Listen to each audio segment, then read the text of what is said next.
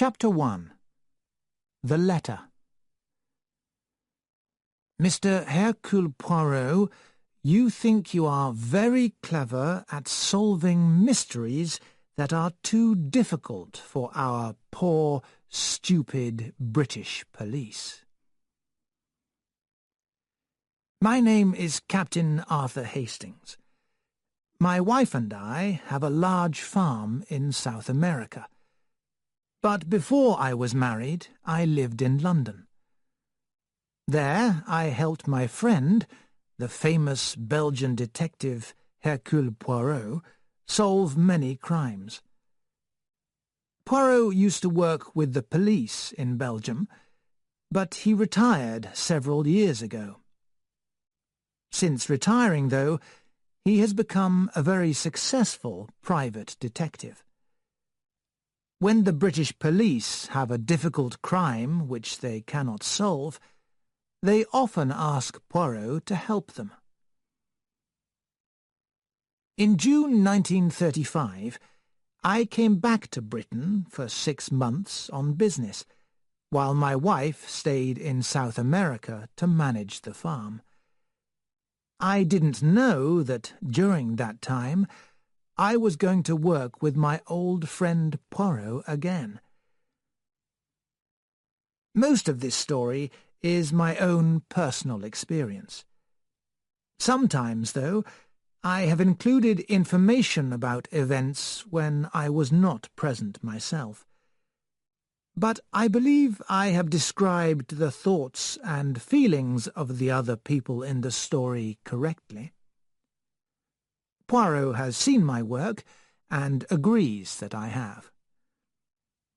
In my opinion, Poirot used his skills in a most clever and unusual way to solve a number of crimes which were different from any others that he had worked on.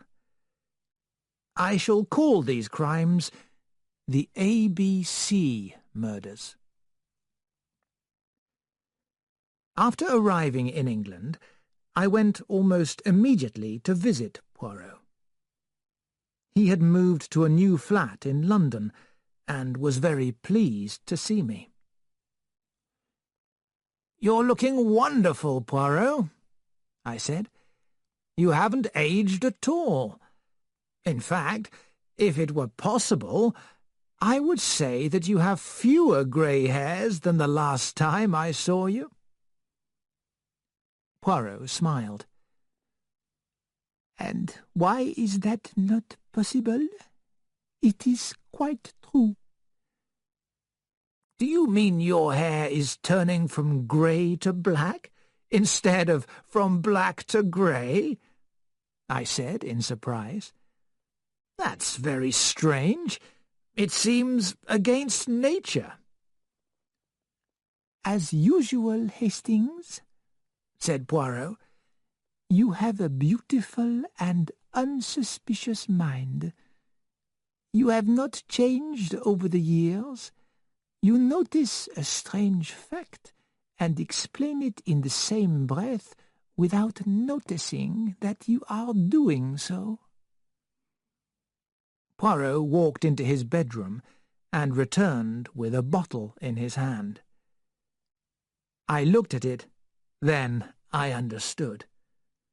It was a bottle of black hair colouring. "Poirot!" I cried. "You've coloured your hair!" "Ah, you begin to understand," said Poirot. "I suppose next time I come home I shall find you wearing a false moustache. Or are you wearing one now?" Poirot looked shocked. He has a large black moustache, which he is very proud of. "No, no, mon ami. A false moustache? Ah, how horrible!" He pulled his moustache to prove to me that it was real. "I have never seen a moustache like mine in the whole of London." That was a very good thing, I thought privately. But I didn't want to hurt Poirot's feelings, so instead I changed the subject. "Are you still working?" I asked. "I know you actually retired years ago." "Yes, it is true," replied Poirot. "I tried to grow vegetables instead. But immediately a murder happened, and I had to forget about the vegetables. And since then, whenever I say that a case will be my last, it is not.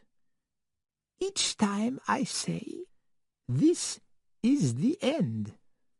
But then something else happens. But I must say, my friend, that I do not like retirement at all.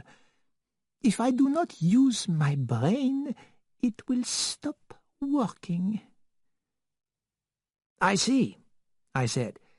"So you still use your brain sometimes?" "Exactly. But I choose my cases very carefully. You know, Hastings, in many ways, I think you bring me luck." "Really?" I said. "In what ways?"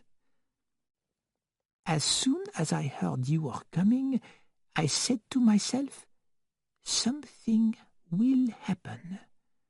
Hastings and I will hunt criminals again together, just like the old days.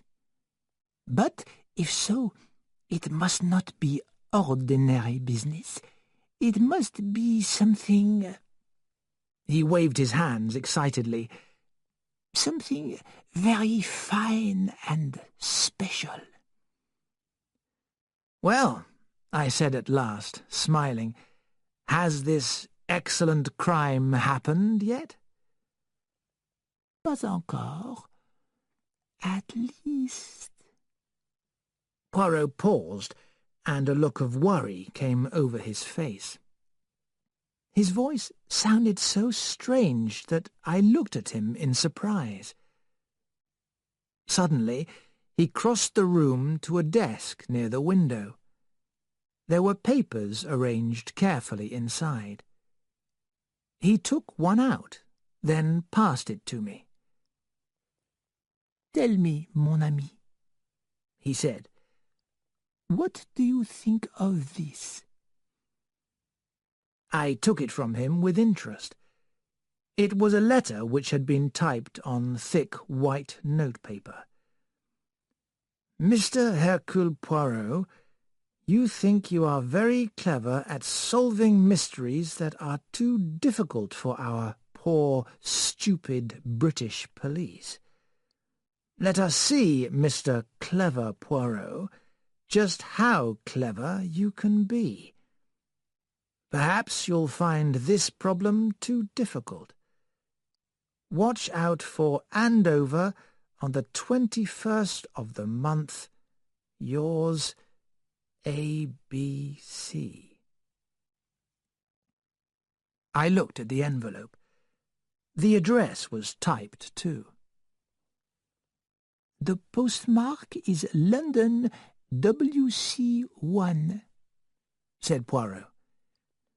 "Well, what is your opinion?" I handed the letter back to him. "It's from a madman, I suppose," I said. "That is all you can say?" "Well, doesn't it sound like a madman to you?" "Yes, my friend, it does." His voice was serious. I looked at him in surprise. "You're worried, Poirot." "A madman, mon ami, is a serious matter. A madman is a very dangerous thing." "Yes, of course, that's true. I hadn't thought about that. But it sounds more like a rather stupid kind of joke. Perhaps the sender was drunk." "You may be right, Hastings." "What have you done about it?" I asked. "What can one do? I showed the letter to our good friend, Chief Inspector Japp. He thought the same as you, that it was a stupid joke. They get letters like these every day at Scotland Yard. I too have received them before, but there is something about that letter, Hastings, that I do not like." Poirot shook his head. Then he picked up the letter and put it in the desk. "If you really think it's serious, can't you do something?" I asked. "As always, you are a man who wants action. But what can we do? The police have seen the letter, but they too will do nothing. There are no fingerprints on it. There are no clues to the possible writer." "In fact, there is only your own feeling." "Not feeling, Hastings. Feeling is a bad word. It is my knowledge, my experience, that tells me something about that letter is wrong." He waved his hands about, then shook his head again. "Well," I said, "the 21st is Friday. If a big robbery happens near Andover, then—" "Ah, what a good thing that would be." "A good thing?" I stared in surprise. The word seemed to be a very strange one to use. A robbery may be exciting, but surely it can't be a good thing. Poirot shook his head. "You don't understand, my friend. It would be a good thing because it would clear my mind of the fear of something else." "Of what?" "Murder," said Hercule Poirot. Mr. Alexander Bonaparte Cust got up from his chair and looked near-sightedly round his bedroom. The furniture was old, and the bedroom was not very clean. His back hurt from sitting in the same position for too long. As he stretched himself to his full height, you could see that he was quite a tall man, but he did not look tall because he stooped. He went to a coat that was hanging on the back of the door, and took from the pocket a packet of cheap cigarettes and some matches. He lit a cigarette, and then returned to the table. He picked up a railway guide and searched for some information inside it. Then he looked at a typewritten list of names. With a pen, he made a mark against one of the first names on the list.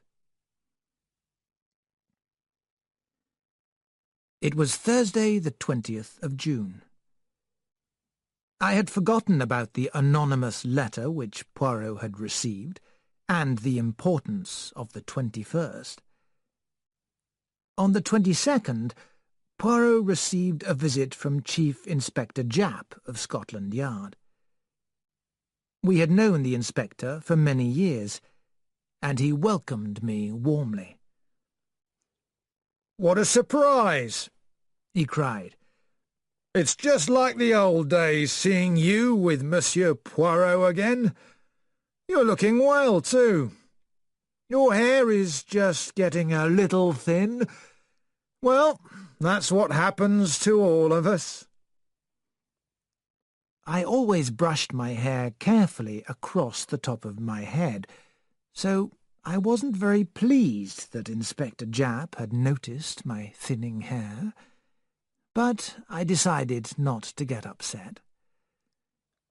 "Yes, we're all getting older," I agreed. "Except for Monsieur Poirot," said Japp, smiling at my friend. His hair and moustache look wonderful, and since he retired, he's become very famous. Train mysteries, air mysteries, high society deaths. Oh, he's here, there, and everywhere. Have you heard about his anonymous letter? I showed it to Hastings the other day, said Poirot. Of course, I said. I'd completely forgotten about it. What was the date in the letter? Yesterday, said Japp. That's why I've come here. I rang the police in Andover to see if anything had happened. But the letter is certainly a joke. A shop window was broken by children throwing stones, and a few people got drunk. But that's all. I am very glad about that, said Poirot. We get lots of letters like that every day, said Japp, from people who have nothing better to do. They don't mean any harm. They're just looking for a bit of excitement. I have been foolish to think that the matter was so serious, Poirot agreed. Well, I must go, said Japp, laughing. I just wanted to stop you worrying. After the inspector had left, Poirot said, He does not change much, the good Japp, eh? He looks much older, I said, and his hair is going grey, I added nastily. You know, Hastings, I have a very clever hairdresser, said Poirot. He could put some false hair onto your head and brush your own hair over it. Poirot, I shouted. I'm not interested in your hairdresser. What's the matter with the top of my head? Nothing at all, said Poirot quickly. Well, I said, feeling a little calmer, I'm sorry that anonymous letter didn't lead to an interesting crime. Yes, I was wrong about that, said Poirot. I am too suspicious. The telephone rang, and Poirot got up to answer it. Allô? He said. Yes, it is Hercule Poirot speaking. He listened for a minute or two, and then I saw his face change. Mais oui. Yes, we will come naturally. It may be as you say. Yes, I will bring it. À tout à l'heure, then. He put down the phone and came across the room to me. That was Japp speaking, Hastings. He had just got back to Scotland Yard. There was a message from Andover. Andover? I cried excitedly. Poirot said slowly, An old woman has been found murdered. She had a little tobacco and newspaper shop. Her name is Asher. I think I felt a little disappointed. I had expected something very unusual. The murder of a shopkeeper didn't sound very interesting. Poirot continued in the same serious voice. The Andover police believe they know who did it. It seems that the woman's husband gets drunk and behaves badly. He has said several times that he would kill her. But The police would like to have another look at the anonymous letter I received. So I have said that you and I will go down to Andover at once." I felt a little more excited. Perhaps the murder of the old woman wasn't very interesting, but it was still a crime. It had been a long time since I had mixed with crime and criminals. I wasn't really listening to Poirot's next words, but later I remembered them very clearly. "This is the beginning," said Hercule Poirot.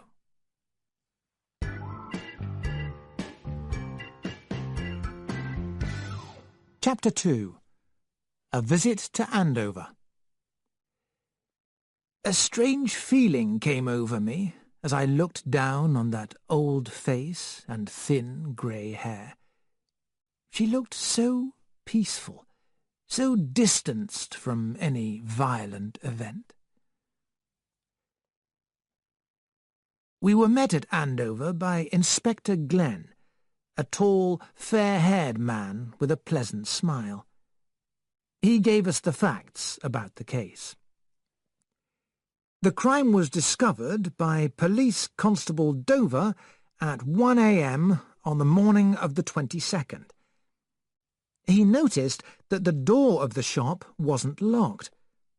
He entered, and at first he thought that the place was empty. But when he shone a light over the counter, he saw the body of the old woman. When the police doctor arrived, it was found that the woman had been hit hard on the back of the head. The doctor said that she had probably died about 7 to 9 hours earlier. "But we found a man who went in and bought some tobacco at 5:30, said Inspector Glenn. "And a second man went in and found the shop empty at 5 minutes past 6. So that puts the time of death at between 5:30 and 6:05. We haven't been able to find anyone yet who saw Asher, the woman's husband, near the shop at the time. But he was in a pub at 9 o'clock and was very drunk. He's not a very pleasant kind of man." "He didn't live with his wife?" asked Poirot. "No, they separated some years ago. Asher's German. He was a waiter at one time, but he started drinking. After that, nobody wanted to employ him. His wife worked as a cook housekeeper to an old lady. When the woman died, she left Mrs. Asher some money, and Mrs. Asher started this tobacco and newspaper business. Asher used to come round and cause problems for her, so she gave him a small amount of money every week to make him go away." "Had they any children?" asked Poirot. "No, there's a niece. She's working as a maid near Overton." "And you say that this man Asher used to threaten his wife?" "That's right. He was terrible when he was drunk, threatening to kill her." "Was anything missing from the shop?" asked Poirot. "Nothing. No money was taken. No signs of robbery." "You think that this man Asher came into the shop drunk, started threatening his wife, and finally struck her down?" "It seems the most likely solution," said the inspector. "But I'd like to have another look at that letter you received. I was wondering if Asher wrote it." Poirot handed over the letter, and the inspector read it. "I don't think it's from Asher," he said at last. I don't think that he would use the words "our British police." It's good quality paper, too. It's strange that the letter should say the 21st of the month. Of course, it might be coincidence. That is possible, yes, said Poirot. But I don't like this kind of coincidence, Mr. Poirot. ABC. Who could ABC be? We'll see if Mary Drower, that's Mrs. Asher's niece, can give us any help. It's a strange business. A constable came in. Yes, Briggs, what is it? It's the man Asher, sir. We've found him. Right. Bring him in here. Where was he? Hiding down by the railway. Franz Asher was a very unattractive man. He was crying and threatening us at the same time. He looked at each of our faces in turn. What do you want with me? You should be ashamed to bring me here. You are pigs.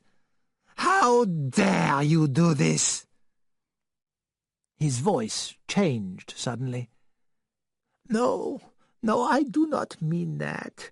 You would not hurt a poor old man, not be hard on him. Everyone is hard on poor old Franz. Poor old Franz. Mr. Asher started to cry. "Stop that, Asher," said the inspector. "Control yourself. You're not in any trouble yet. If you didn't kill your wife—" Asher interrupted him, his voice almost a scream. I did not kill her.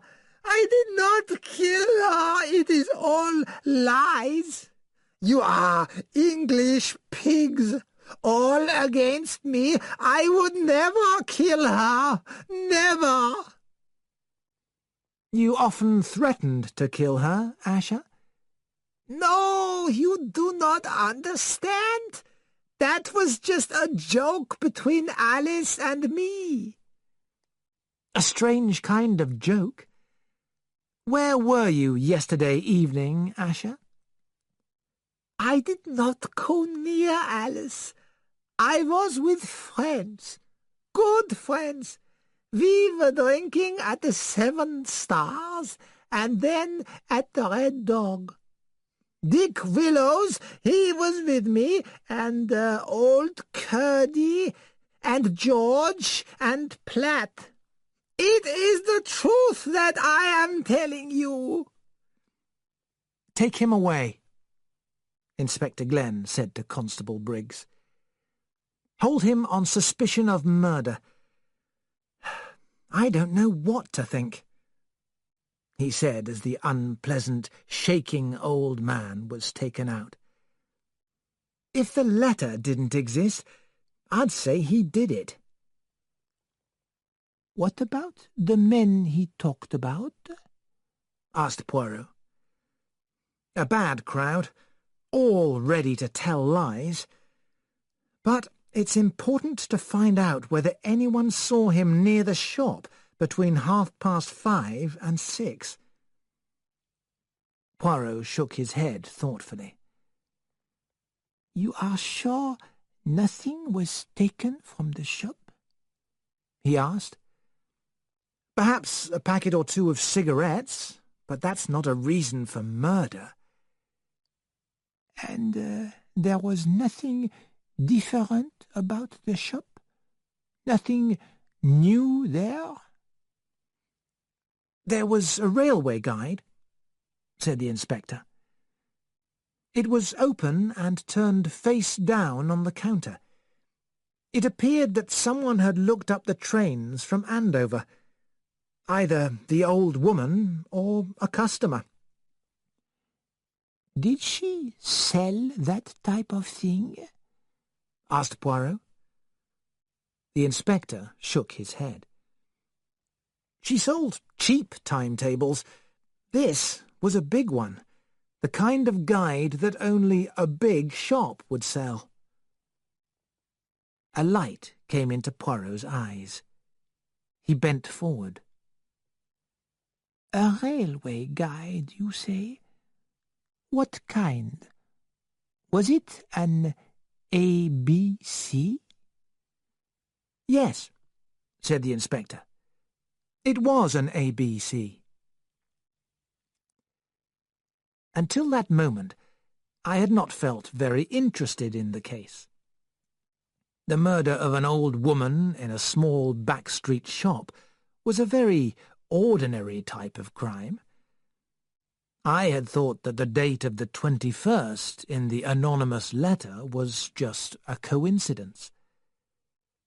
Mrs. Asher, I felt sure, had been murdered by her husband. But now, when I heard about the railway guide, I felt a small shock of excitement. Surely this could not be a second coincidence. The ordinary crime was turning into something very unusual. We left the police station and went to the building where the body of the dead woman was being kept. A strange feeling came over me as I looked down on that old face and thin grey hair. She looked so peaceful, so distanced from any violent event. She was beautiful when she was young, said Poirot. Really? I said. But yes, look at the lines of the bones, the shape of the head. We went to see the police doctor, Dr. Kerr. We haven't found what killed her, he said. It's impossible to say what it was. Perhaps a heavy stick. Did the murderer have to be very strong? Asked Poirot. Do you mean, could the killer be a shaky old man of 70? Oh, yes, it's possible, if there was enough weight in the head of the stick. Then the murderer could be a man or a woman. The doctor looked surprised. A woman, eh? I hadn't thought of connecting a woman with this type of crime, but of course it's possible. Poirot nodded in agreement. How was the body lying? He asked. In my opinion, Mrs. Asher was standing with her back to the counter. The murderer hit her on the back of the head, and she fell down behind the counter, so she couldn't be seen by anybody entering the shop.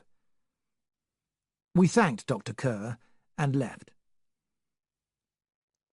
You see, Hastings, said Poirot, this shows that Asher may be innocent.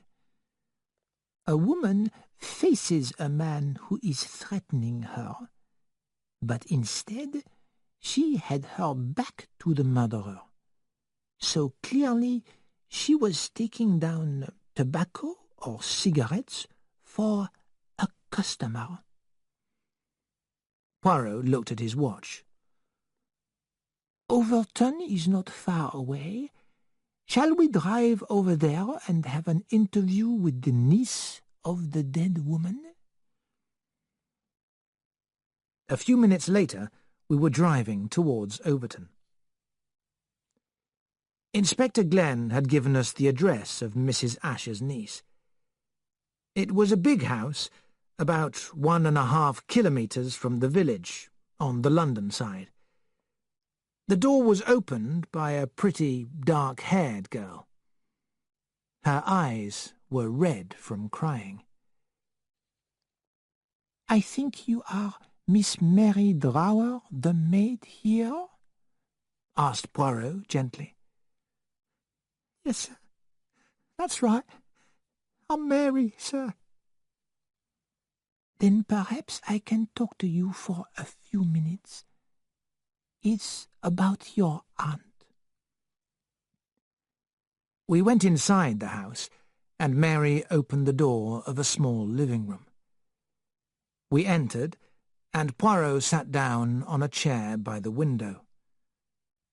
He looked up into the girl's face, studying it closely. You have heard of your aunt's death, of course? The girl nodded, tears filling her eyes again. This morning, sir, the police came here. Oh, it's terrible. Poor auntie.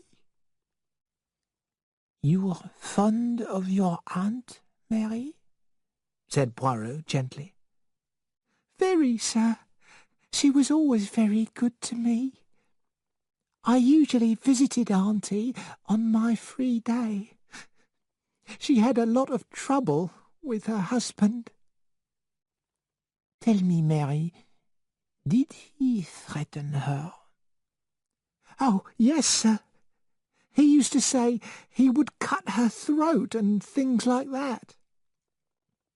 So you were not very surprised when you learned what had happened? Oh, but I was, Mary replied. You see, sir, I never thought that he meant it. And auntie wasn't afraid of him. He was afraid of her. Ah, said Poirot. So, supposing someone else killed her, have you any idea who that person could be? I've no idea, sir, said Mary in great surprise. It doesn't seem likely. There was no one that your aunt was afraid of? Mary shook her head. Auntie wasn't afraid of people. Did she ever get anonymous letters? Letters that weren't signed, or were only signed with letters like A, B, C? Mary shook her head in surprise. Poirot got up. If I want you at any time, Mary, I will write to you here. Actually, sir, I'm going to leave this job. I don't like the country. I stayed here to be near my aunt. But now... Her eyes filled with tears again. There's no reason for me to stay, so I'll go back to London. When you do go to London, will you give me your address? Poirot handed her his card. Mary looked at the card in surprise. Then you're not a policeman, sir? I am a private detective. She stood there looking at him for some moments in silence. Is there anything strange happening, sir? Yes, my child, replied Poirot. There is something strange happening. Later you may be able to help me. I'll do anything, sir. It isn't right, sir. Auntie being killed. It was a strange way to describe her aunt's death, but I felt full of pity. A few moments later, we were driving back to Andover.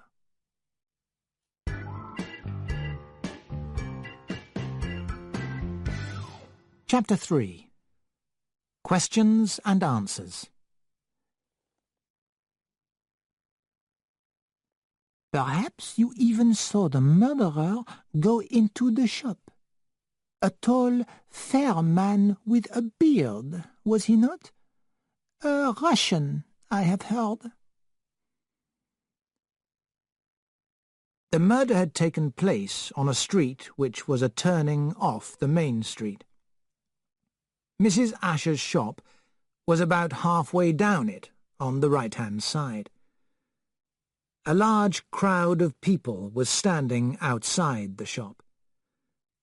A young constable was trying to make the crowd move away. Poirot stopped at a little distance from them. From there, we could see the sign over the shop door. Poirot repeated it softly.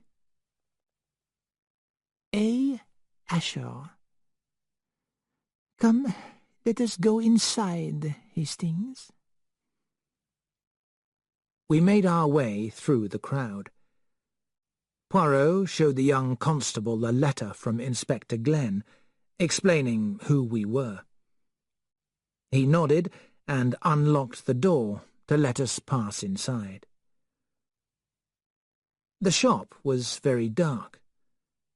The constable found and switched on the electric light. There were a few cheap magazines lying about, and newspapers from the day before, all dusty. Behind the counter there were shelves reaching to the ceiling, packed with tobacco and packets of cigarettes. There were also jars of sweets. It was an ordinary little shop, like thousands of others. She was down behind the counter, the constable explained in a slow voice. The doctor says she never knew what hit her. She was probably reaching up to one of the shelves. There was nothing in her hand? Asked Poirot. No, sir, but there was a packet of cigarettes down beside her. Poirot nodded. His eyes moved round the small shop, noting everything. And the railway guide was where? Here, sir. The constable pointed out the place on the counter. It was open at the right page for Andover and lying face down. Were there any fingerprints? I asked. There were none on the railway guide, sir. There were lots on the counter itself. Were there any of Asher's among them? Asked Poirot. Too soon to say, sir. Poirot nodded again, then asked if the dead woman lived over the shop. Yes, sir. You go through that door at the back, sir. Poirot passed through the door, and I followed him. Behind the shop there was a small room which was both a kitchen and living room. It was tidy and clean, but without much furniture.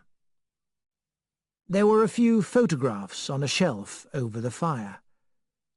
One was of Mary Drower, Mrs. Asher's niece.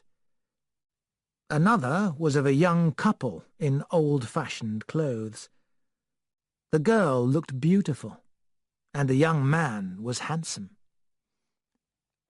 Probably a wedding picture, said Poirot. I looked closely at the couple in the photograph. It was almost impossible to recognize the well-dressed young man as Asher. Upstairs there were two more small rooms. One had been the dead woman's bedroom. There were a couple of old blankets on the bed, a small pile of underwear in one drawer and cookery books in another, a magazine, a pair of shiny new stockings, and a few clothes hanging up. "Come, Hastings," said Poirot quietly. "There is nothing for us here." When we were out in the street again, Poirot crossed the road.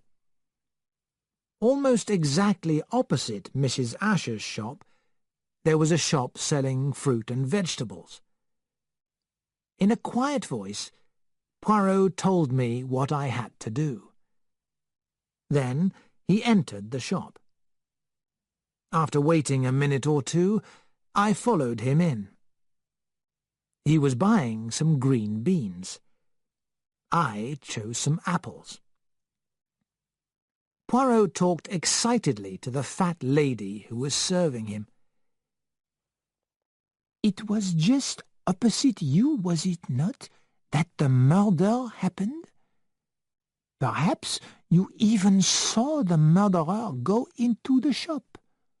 A tall, fair man with a beard, was he not? A Russian, I have heard." "What's that?" The woman looked up in surprise. "A Russian did it?" "Mais oui. I thought perhaps you noticed him last night." "Well, I don't get much chance to look," said the woman. "The evenings are busy time, and there are always a lot of people passing after they finish work. A tall, fair man with a beard. No, I can't say I saw him." I interrupted the conversation, as Poirot had told me to. "Excuse me, sir," I said to Poirot. "I think you have the wrong information.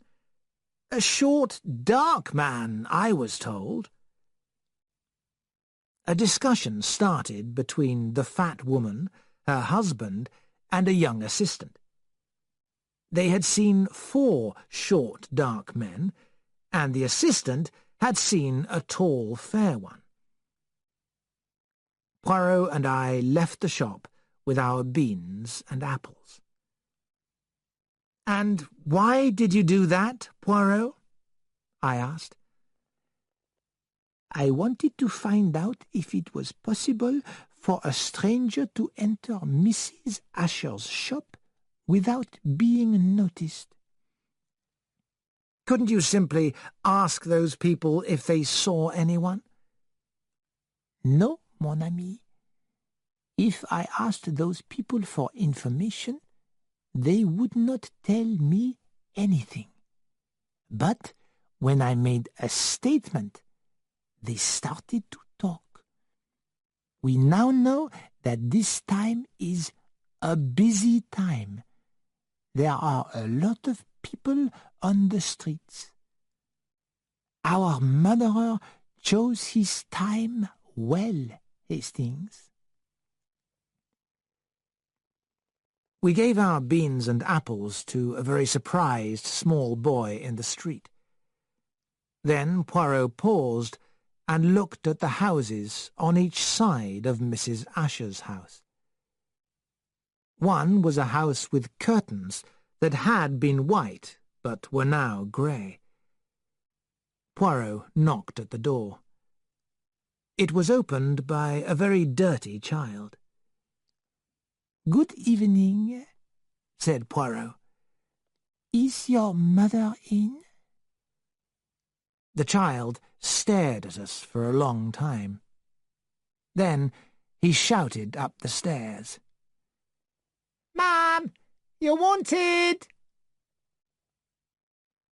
A sharp-faced woman came down the stairs.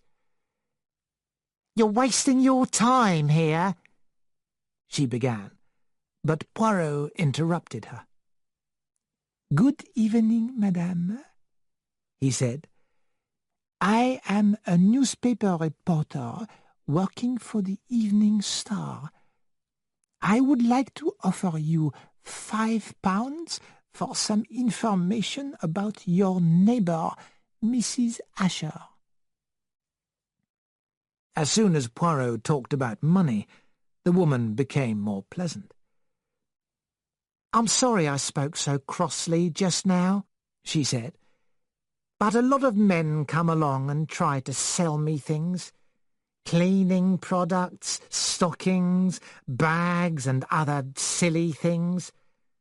They all seem to know my name, too. Mrs. Fowler. "Well, Mrs. Fowler," said Poirot, "you only have to give me some information. Then I'll write a report of the interview." Mrs. Fowler began to talk about Mrs. Asher. She had had a lot of trouble with Franz Asher. Everyone knew that. But she hadn't been afraid of him. Had Mrs. Asher ever received any strange letters, Poirot asked? Letters without a signature? Mrs. Fowler didn't think so.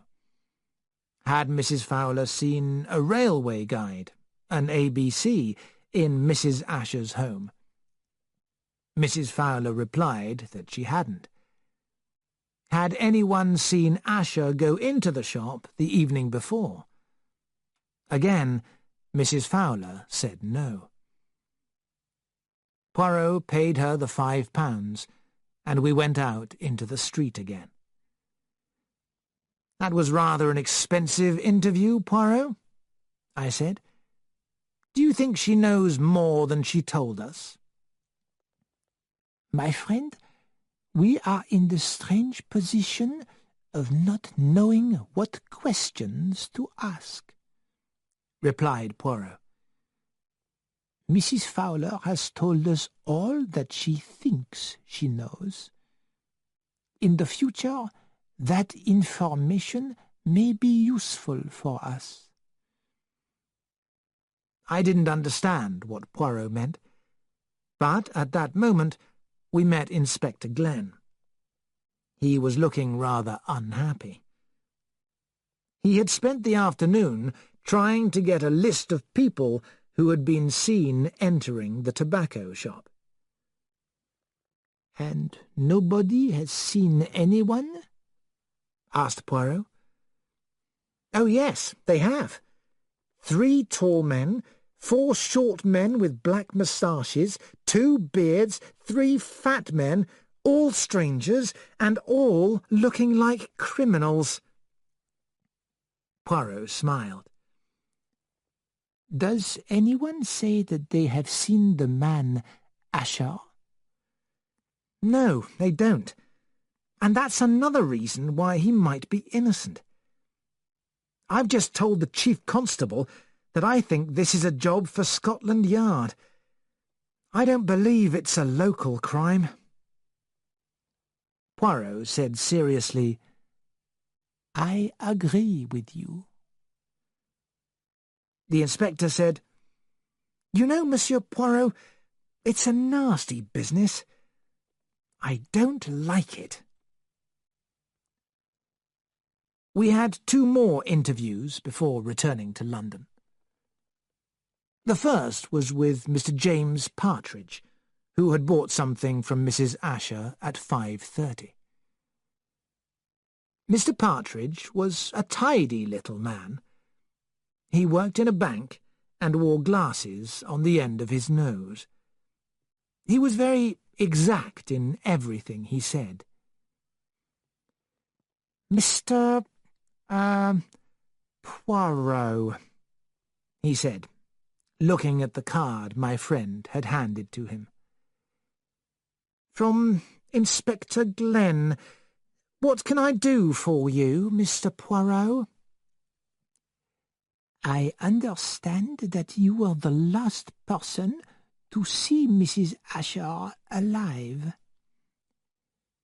Mr. Partridge placed the ends of his fingers together and stared at Poirot. "That is not certain, Mr. Poirot," he said. "It's possible that there were other customers after me." "If there were, they have not reported it," said Poirot. "But you, I understand, went to the police without waiting to be asked." "Certainly I did, As soon as I heard about the shocking event, I realized that my statement might be helpful. You have an excellent sense of duty, said Poirot. Perhaps you could kindly repeat your story to me. Certainly. I was returning to this house, and at 5:30 exactly, I entered Mrs. Asher's shop. I often bought things there.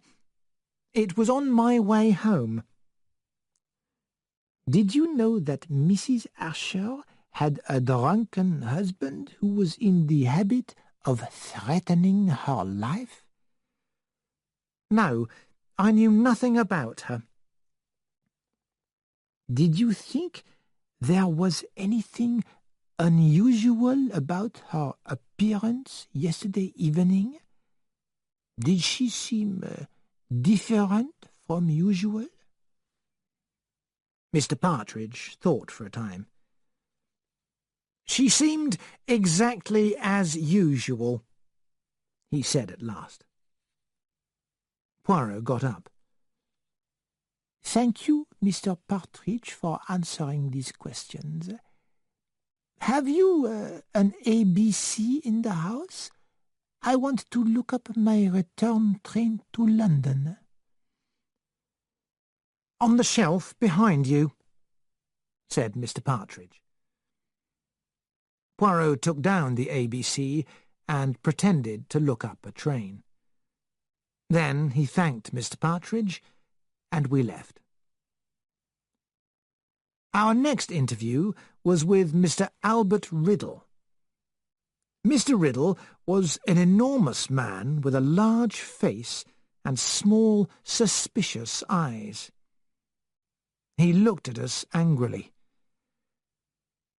"I've told everything once already," he said. "I've told the police, and now I've got to tell it again to 2 foreigners." Poirot gave me a quick, amused look, and then said, I am sorry, but it is a case of murder. One has to be very, very careful. You did not, I think, go to the police? Why should I? It wasn't my business. I've got my work to do. People saw you going into the shop and gave your name to the police. But the police had to come to you first. Were they happy with your information? Why shouldn't they be? Said Mr. Riddle angrily. Everyone knows who killed the old woman. That husband of hers. But he was not in the street that evening, and you were. You're trying to say that I did it, are you?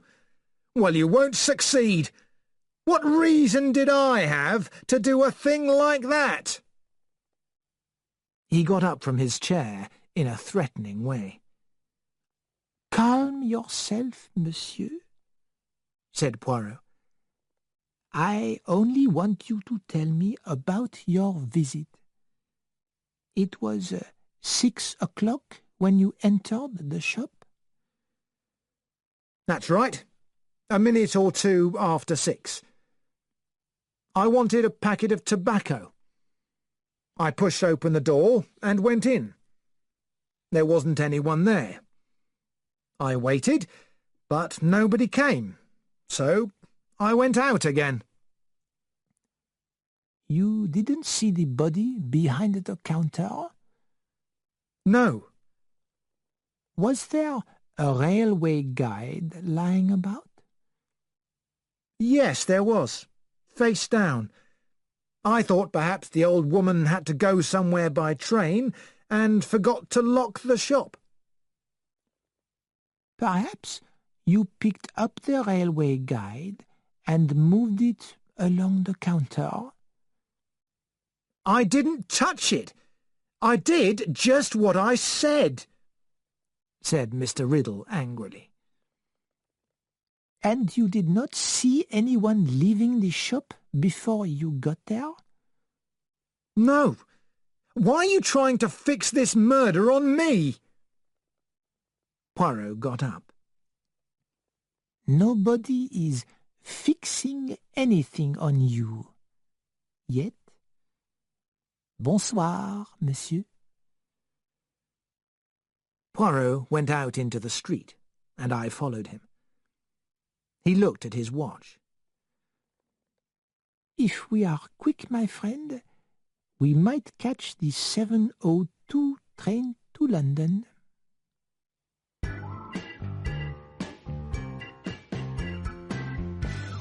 Chapter 4. The Second Letter. Poirot turned to me with a worried face. Madness, Hastings, is a terrible thing. I am afraid. I am very much afraid. We were seated in the fast train to London. The train had just left Andover. "Well?" I asked Poirot in a hopeful voice. The murderer, said Poirot, is a man of normal height with red hair. He has a problem with his right foot, and he has a small mark on the skin just below his left shoulder. "Poirot!" I cried in surprise. "How did my clever friend know so much about the murderer?" Then I looked at him again. He had an amused look on his face. "Poirot," I said again, but this time I was disappointed. Mon ami, what do you want? You are expecting me to be like Sherlock Holmes. But this is the truth. I do not know what the murderer looks like, where he lives, or how he can be found. "It's a pity that he didn't leave a clue," I said. Well, my friend, there is the railway guide. The ABC, that is a clue. "Do you think he left it by mistake?" Of course not. He left it on purpose. The fingerprints tell us that. "But there weren't any on it." That is what I mean. Since there are no fingerprints on the ABC, it was carefully cleaned. So, our murderer left it there for a purpose. Poirot continued slowly. We are faced here with an unknown person. In one way, we know nothing about him. But in another way, we know a lot about him. He has a typewriter, and he buys good quality paper. And we can ask ourselves some useful questions. Why the ABC? Why Mrs. Asher? Why Andover? "The woman's past life seems simple enough," I said thoughtfully. "The interviews with those two men were disappointing. They couldn't tell us anything more than we knew already." But there is a possibility that the murderer lives in or near Andover, said Poirot. And these two men were in the shop when the murder took place. But, personally, Hastings, I think the murderer came from outside. And we must not forget that perhaps it was a woman. The method of attack is a man's, But anonymous letters are written by women more often than by men. I was silent for a few minutes. Then I said, "What do we do next?" "Nothing," said Poirot, smiling at me. "Nothing?" Again, I heard the disappointment in my voice. "Am I a magician? What do you want me to do? The police are doing everything they can. They will discover anything that can be discovered." In the days that followed, I found that Poirot was strangely unwilling to talk about the case. In my own mind, I was afraid that I knew the reason why. Poirot hadn't been able to solve the murder of Mrs. Asher. My friend was used to success, and he found failure very difficult. So difficult that he didn't even want to talk about it. The crime received very little attention in the newspapers. There was nothing exciting or unusual about the murder of an old woman. The newspapers soon found more exciting subjects to write about. I was beginning to forget about the matter when something new happened. I hadn't seen Poirot for a couple of days, as I had been away for the weekend. I arrived back on the Monday afternoon, and the letter came by the 6 o'clock post. Poirot opened the envelope and breathed in deeply. "It has come," he said. "What has come?" "The second part of the ABC business. Read it," said Poirot, and passed me the letter. As before, it was typed on good quality paper. "Dear Mr. Poirot, well, I won the first part of the game, I think. The Andover business went very well, didn't it? But the fun's only just beginning. Watch what happens at Bexhill-on-Sea on the 25th of the month. What a great time we are having. Yours, ABC." "Does this mean this man is going to try and murder someone else?" I said. "Naturally, Hastings. Did you think that the Andover business was going to be the only case? Do you not remember me saying, 'This is the beginning'?" "But this is horrible. We're facing a mad killer." The next morning, there was a meeting of some powerful police officials. There was the Chief Constable of Sussex, Inspector Glenn from Andover, Superintendent Carter of the Sussex Police, Inspector Japp, a younger inspector called Crome, and also Dr. Thompson, the famous specialist in illnesses of the mind. Everyone was sure that the two letters were written by the same person. "We've now got definite warning of a second crime, which is going to take place on the 25th, the day after tomorrow, in Bexhill. What can we do to stop it?" said the Sussex Chief Constable. He looked at his superintendent. The superintendent shook his head. "It's difficult, sir. There's not the smallest clue about who the victim will be. What can we do?" "I have a suggestion," said Poirot. "I think it is possible that the surname of the intended victim will begin with the letter B. When I got the letter naming Bexhill, I thought it was possible that the victim as well as the place might be chosen in alphabetical order. It's possible, said the doctor. On the other hand, it may be that the name Asher was a coincidence.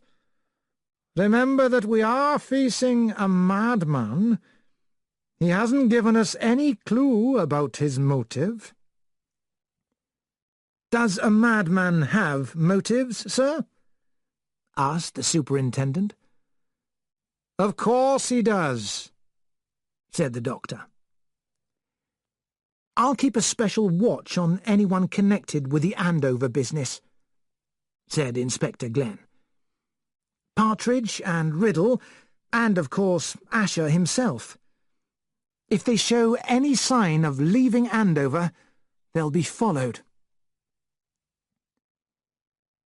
Later, Poirot and I walked along by the river. "Poirot," I said, "surely this crime can be stopped." Poirot turned to me with a worried face. "Madness, Hastings, is a terrible thing. I am afraid. I am very much afraid." I still remember waking up on the morning of the 25th of July. It was about 7:30. Poirot was standing by my bedside, gently shaking me by the shoulder. I looked at his face and was awake at once. "What is it?" I asked, sitting up quickly. "It has happened," Poirot said. "What?" I cried. "You mean... But today is the 25th." "It took place last night.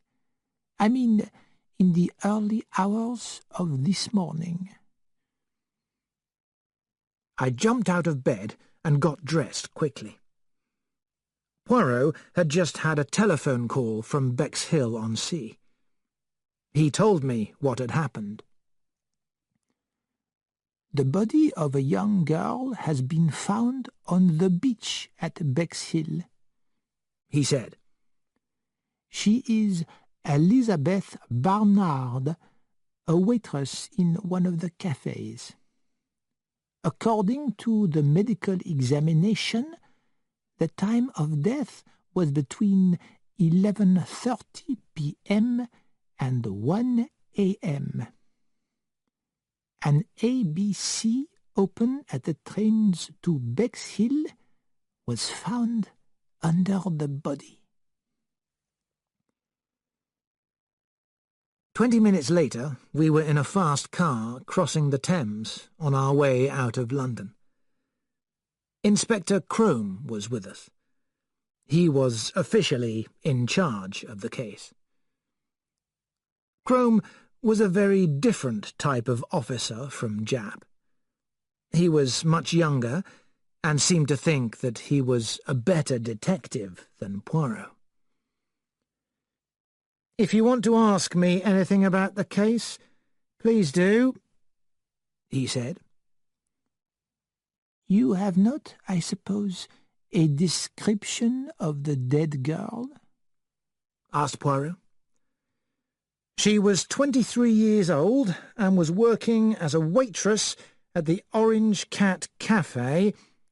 "Pas ça. I wondered if she was pretty." "I have no information about that," said Inspector Crome rather coldly. A look of amusement came into Poirot's eyes. "It does not seem to you important, but for a woman it is very important." There was a short silence. Then Poirot opened the conversation again. "Were you informed how the girl was murdered?" "She was strangled with her own belt," replied Inspector Crome. Poirot's eyes opened very wide.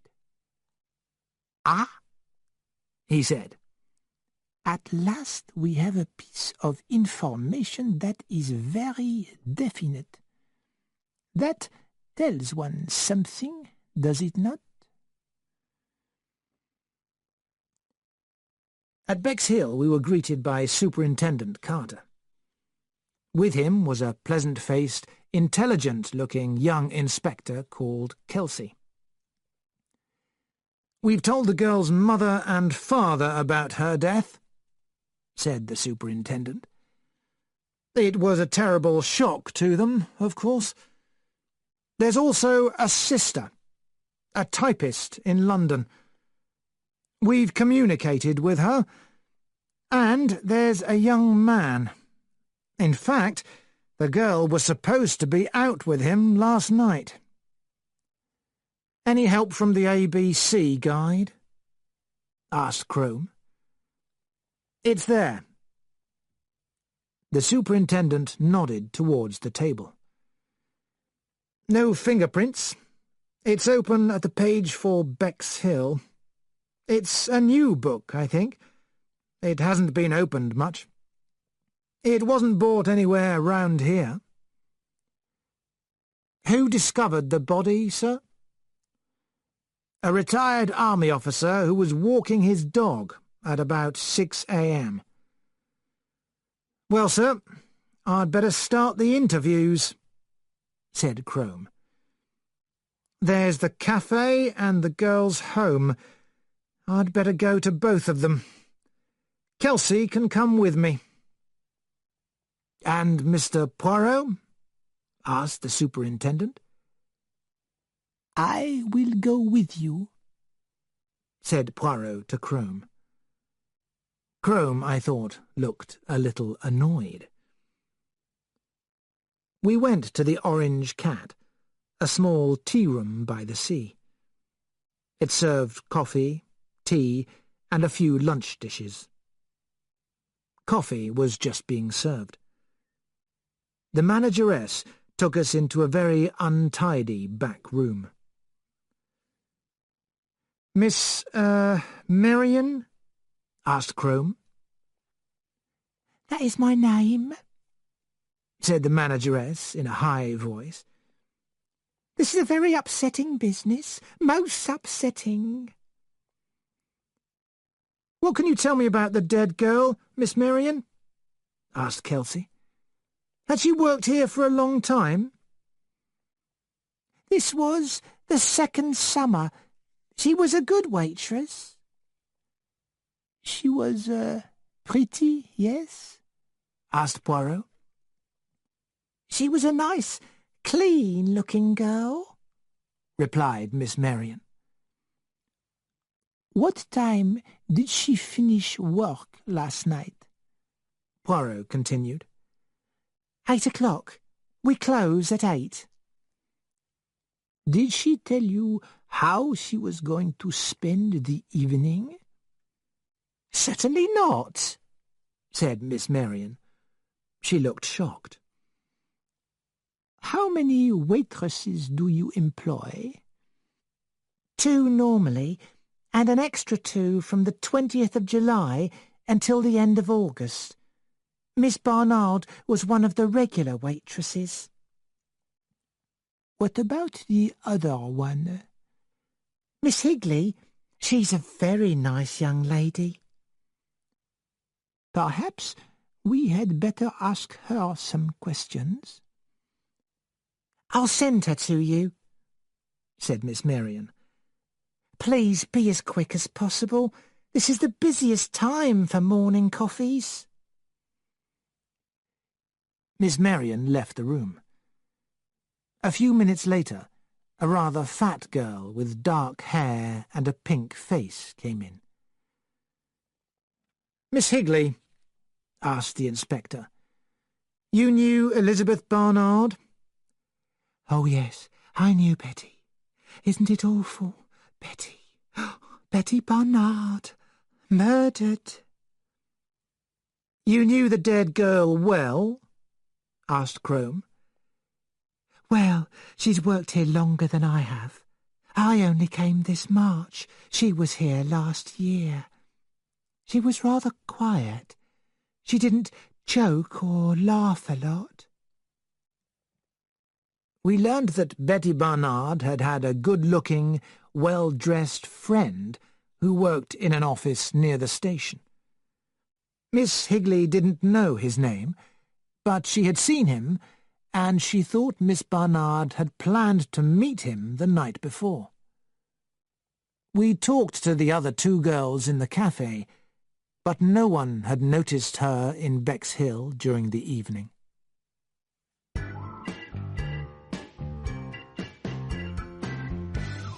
Chapter 5. A Broken Family. Betty was just a happy girl with a nice boyfriend. Why should anyone want to murder her? It doesn't make sense. Elizabeth Barnard's parents lived in a small, newly built house on the edge of the town. Mr. Barnard was waiting in the doorway for us. Inspector Kelsey introduced himself. Then he introduced us. "This is Inspector Crome of Scotland Yard, sir," he said. "Scotland Yard?" said Mr. Barnard, hopefully. "That's good. This murderer has got to be caught. My poor little girl." "And this is Mr. Hercule Poirot, also from London, and, Captain Hastings," said Poirot. We went into the living room. Mrs. Barnard was there. Her eyes were red, and she was clearly suffering from shock. "It's too cruel. Oh, it is too cruel," she said in a tearful voice. "It's very painful for you, madam, I know," said Inspector Crome. "But we want to know all the facts so we can get to work as quickly as possible. Your daughter was 23, I understand. She lived here with you and worked at the Orange Cat Cafe. Is that right?" "That's it," said Mr. Barnard.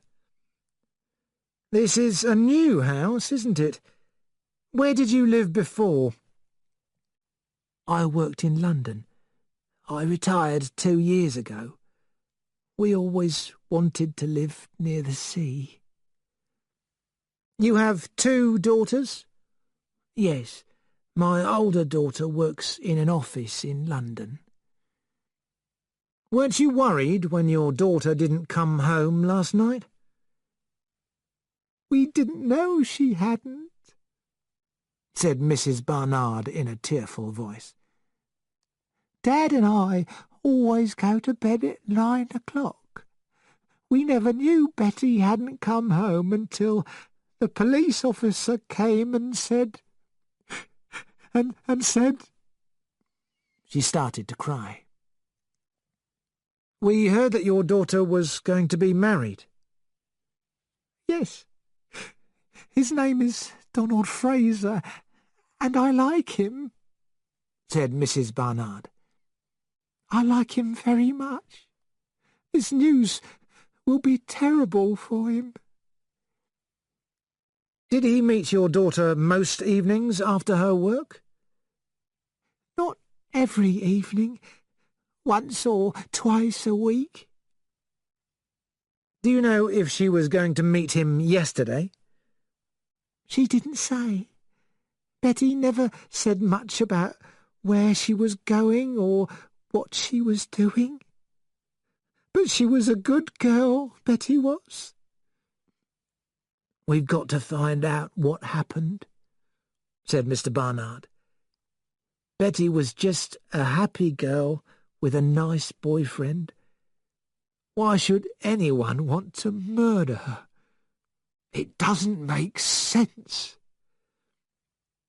"You're right, Mr. Barnard," said Crome. I tell you what I'd like to do. Have a look at Miss Barnard's room. There may be letters or a diary." "Certainly," said Mr. Barnard. He got up and led the way upstairs. Crome followed him, then Poirot, then Kelsey. I was at the back. I paused for a minute on the stairs. As I did so, a taxi stopped outside, and a girl jumped out. She paid the driver and hurried up the path, carrying a small suitcase. As she entered, she saw me and stopped. "Who are you?" she said. I came down a few steps.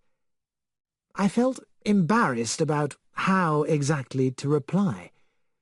Should I give my name, or say that I had come here with the police? "Oh, well," said the girl, "I can guess." She pulled off her hat and threw it on the ground. I could see her better now, as she turned a little so the light fell on her. Her hair was black and cut in a modern fashion, and her body was thin. She was not good-looking, but there was something about her that made you notice her.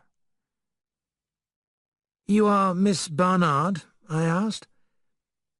"I am Megan Barnard. You belong to the police, I suppose." "Well," I said, "not exactly." She interrupted me. "I don't think I've got anything to say to you. My sister was a nice girl with no men friends. Good morning." "I'm not a reporter, if that's what you think," I said. "Well, what are you? Where are Mum and Dad?" "Your father is showing the police your sister's bedroom. Your mother's in there. She's very upset." The girl seemed to make a decision. "Come in here," she said. She pulled open a door and passed through. I followed her and found myself in a small, tidy kitchen. I was going to shut the door, but then Poirot came quietly into the room and closed the door behind him. "Mademoiselle Barnard?" he said. "This is Monsieur Hercule Poirot," I said. Megan Barnard looked at him quickly. "I've heard of you," she said. "You're the private detective, aren't you?"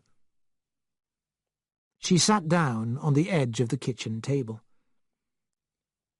"I don't see what Monsieur Hercule Poirot is doing in our little crime." "Mademoiselle," said Poirot, "I heard what you said just now to my friend Hastings. A nice girl with no men friends. When a young girl is dead, that is the kind of thing that is said. But I should like you to find someone who knew Elizabeth Barnard and who does not know she is dead. Then perhaps I should hear what is useful to me. The truth." Megan Barnard looked at him for a few minutes in silence. When at last she spoke, her words made me jump. "Betty," she said, "was a stupid little fool. I was very fond of her, but I could see that she was very foolish. I even told her that sometimes." "Please tell me exactly what you mean," said Poirot. "I will help you. I heard what you said to Hastings, that your sister was a bright, happy girl with no men friends. It was the opposite that was true, was it not?" Megan said slowly, "Betty was a good girl. I want you to understand that. But she liked being taken out and dancing and all that kind of thing. And she was pretty, yes? This was the third time that I had heard Poirot ask this question. Megan got down from the table and opened her suitcase. She took out a photo and handed it to Poirot. It showed the head and shoulders of a fair-haired girl. She was not beautiful, but she had a cheap kind of prettiness. Poirot handed it back, saying, "You and she do not look like each other, mademoiselle." "Oh, I'm the plain one of the family. I've always known that." "In what way do you think your sister was behaving foolishly?" asked Poirot. "Do you mean, perhaps, in her relationship with Mr. Donald Fraser?" "That's it. Exactly. Don's a very quiet sort of person, but well, naturally, he wouldn't be happy about certain things, and then..." "And then what, mademoiselle?" Poirot gave her a long, hard look. "I was afraid that he might end the relationship with her, and that would be a pity. He would be a good husband." Poirot continued to stare at her. She looked back at him. "So," Poirot said at last, "we do not speak the truth now." "Well," said Megan, turning to the door, "I've done what I can to help." "Wait, mademoiselle. I have something to tell you. Come back." To my surprise, Poirot told Megan Barnard the whole story of the ABC letters, the murder in Andover, and the railway guide found by the bodies. Megan listened to every word very carefully. "You really mean that my sister was killed by a madman?" she asked. "Exactly. You see, mademoiselle, you can give me the information I ask for freely, without wondering whether or not it will hurt anyone." "Yes, I see that now." "Then let us continue our conversation. I have formed the idea that this Donald Fraser has perhaps a violent and jealous temper. Is that right?" Megan Barnard said quietly, "I'm going to give you the whole truth now, Monsieur Poirot. Don is, as I say, a very quiet person. He keeps all his emotions inside himself. He can't always say what he feels in words. He was always jealous about Betty. He loved her very much, and she was fond of him, but she liked other men too. And, of course, working in the Orange Cat, she was always meeting men. And then perhaps she'd go with them to the cinema. Nothing serious, but she just liked to have fun." "I understand," said Poirot. "Continue." Don couldn't understand why she wanted to go out with other people, and once or twice they had terrible arguments. When quiet people lose their tempers, they get really angry. Don was so violent that Betty was frightened. There was one argument just over a month ago. I was at home for the weekend, and I told Betty she was being a little fool. She had told Don she was going to Hastings to see a girlfriend, and he found out that she'd really been in Eastbourne with a married man. There was a terrible scene. Don was white and shaking and saying that one day... Yes?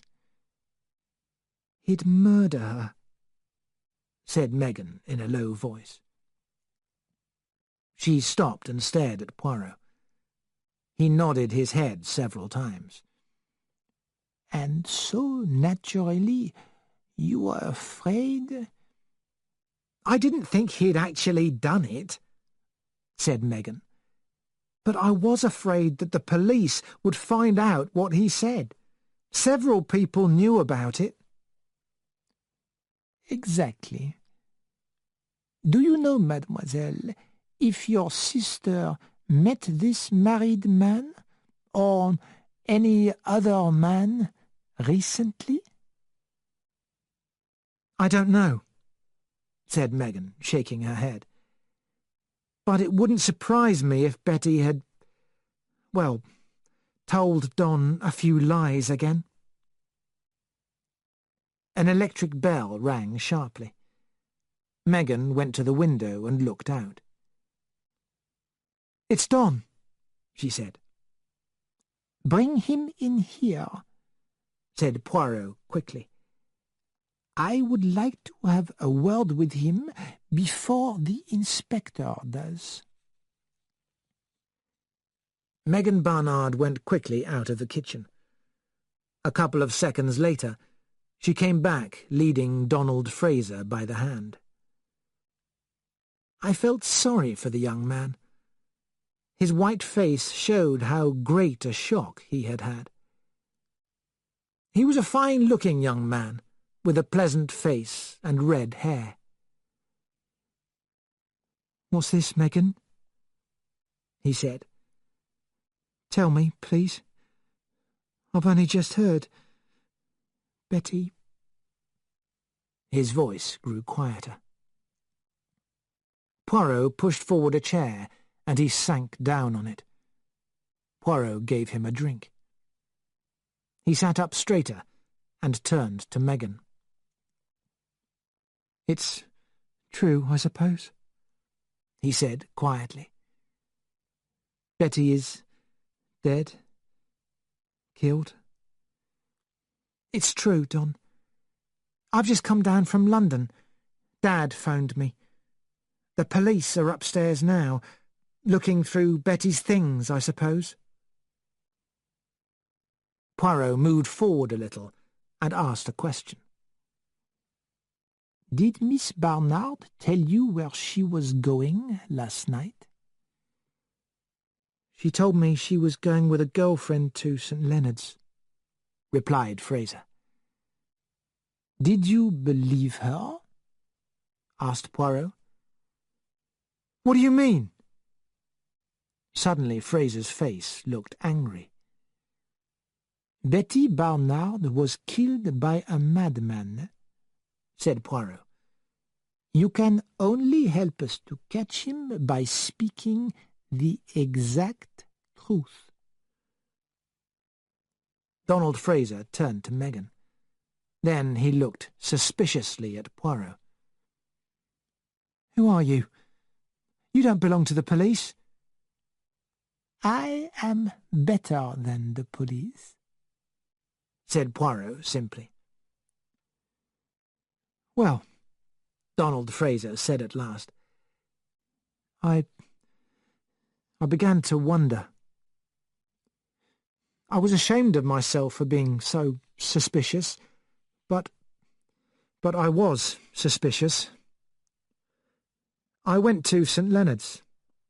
I got there by 8 o'clock. Then I watched the buses to see if she was in them.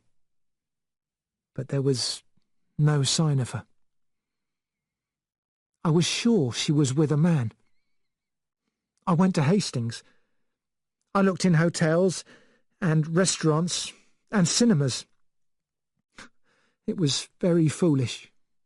So, in the end, I came back.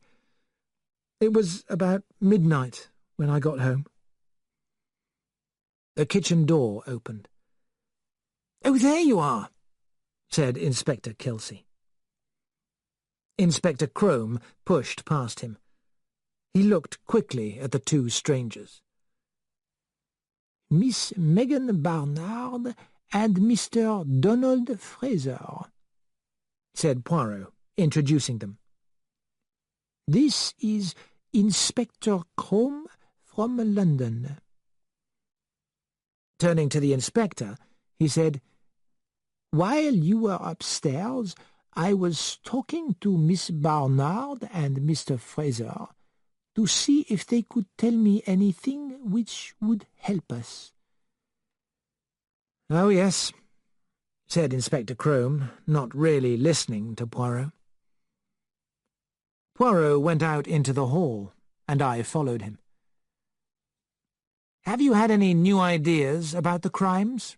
I asked him. "Only that the murderer is a surprisingly kind sort of person," said Poirot. I had no idea what Poirot meant, but I did not say anything.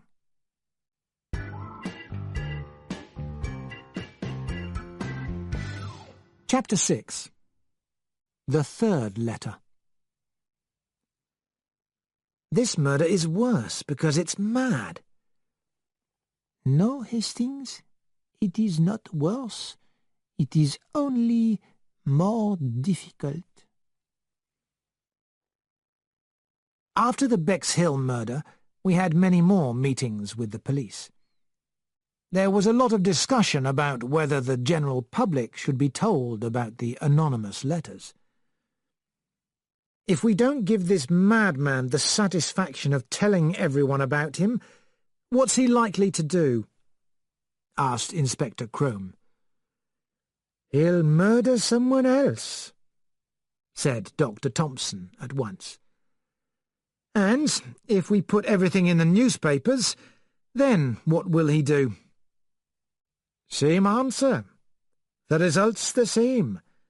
Another crime." "But it seems to me," said Poirot, "that there is one very important clue, the discovery of the motive. He chooses his victims alphabetically, not because he hates them personally. But why is he murdering these people? He is a very kind murderer. The police didn't arrest Franz Asher for the murder of his wife and Donald Fraser for the murder of Betty Barnard because ABC wrote those warning letters." I remember well the arrival of ABC's third letter. It was a Friday. The evening post came at about 10 o'clock. When we heard the postman's step, I went along to the letterbox. There were 4 or 5 letters, I remember. The last one was addressed in printed letters. I opened it quickly and took out the printed piece of paper inside. "Poor Mr. Poirot, you aren't as good at these little criminal matters as you thought, are you? Let us see if you can do any better this time. This time it's easy. Churston on the 30th. Do try and do something about it. It's a bit boring for me when everything goes so easily, you know. Good hunting, ever yours, ABC." "Churston," I said, jumping to get our own ABC. "Let's see where it is." "Hastings," said Poirot, "when was that letter written? Is there a date on it?" "It was written on the 27th, I said, looking at the letter in my hand. "Did I hear you right, Hastings? Did he give the date of the murder as the 30th? Bon Dieu, Hastings, do you not realize? Today is the 30th. Poirot picked up the envelope from the floor. There was something unusual about the address, but I had been too worried to look at it closely. Poirot was at that time living in Whitehaven Apartments. The address on the envelope said Hercule Poirot, White Horse Apartments. Someone had written across the envelope, "Not known at White Horse Apartments, EC1, try Whitehaven Apartments." So the letter had been sent to the wrong address 3 days before. "Quickly," said Poirot. "We must get in touch with Scotland Yard." He telephoned Crome and told him about the letter. Crome then put down the phone to book a ticket to Churston. "It is too late," said Poirot. He looked at the clock. "It's 10:20. There is only another hour and 40 minutes. I opened the railway guide I had taken down from the shelf. Churston, Devon, I read. 327.6 kilometres from Paddington, population 656. It's a small place. Surely our man would be noticed there. "But another person will be dead," said Poirot. "What time are the trains? I imagine that a train will be quicker than a car." "There's a midnight train from Paddington. It gets to Churston at 7:15. "We will take that, Hastings." I put a few things into a suitcase, while Poirot again rang up Scotland Yard. A few minutes later, he came into the bedroom and explained that we had to take the letter and envelope to Paddington with us. Someone from Scotland Yard would meet us there. When we arrived on the platform, we saw Inspector Crome. "We don't have any news yet," he said. "All persons whose names begin with C are being warned by phone, if possible. Where's the letter?" Poirot gave it to him, and he examined it. "You don't think," I suggested, "that he put the wrong address on purpose?" "No," said Crome, shaking his head. "The man's got his rules, crazy rules, and he keeps to them. He gives us warning." The inspector we found was travelling by the same train. Just as the train was leaving the station, we saw a man running down the platform. He reached the inspector's window and called up something. Poirot and I hurried down the train. "You have news, yes?" asked Poirot. Crome said quietly, "It's very bad. Sir Carmichael Clarke has been found murdered." Sir Carmichael Clarke was quite famous. He had been a throat specialist, but had retired. He was rich and owned one of the best-known collections of Chinese art.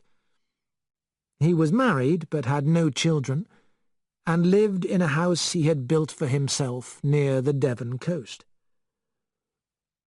"Eh bien," said Poirot, "the whole country will look for ABC." "Unfortunately," I said, "that's what he wants." "True, but he may become careless." "How strange all this is, Poirot," I said. Do you know, this is the first crime of this kind that you and I have worked on together. All our murders have been, well, private murders. This murder is worse because it's mad. No, Hastings, it is not worse. It is only more difficult. It should be easier to discover because it is mad. This alphabetical business, if I could understand the idea, then everything would be clear and simple. These crimes must not continue. Soon I must see the truth. Go, Hastings, get some sleep. There will be a lot to do tomorrow. Churston is near the town of Torquay. Until about 10 years ago, there was only countryside around it. But recently, small houses and new roads had appeared. Sir Carmichael Clark had bought land with an open view of the sea and built a house. It was modern and not large, but quite attractive. A local police officer, Inspector Wells, met us at the station and told us what had happened. Sir Carmichael Clark, it seemed, had been in the habit of taking a walk after dinner every evening. But at some time after 11, he had still not returned. It was not long before his body was discovered. He had been hit on the back of the head with something heavy.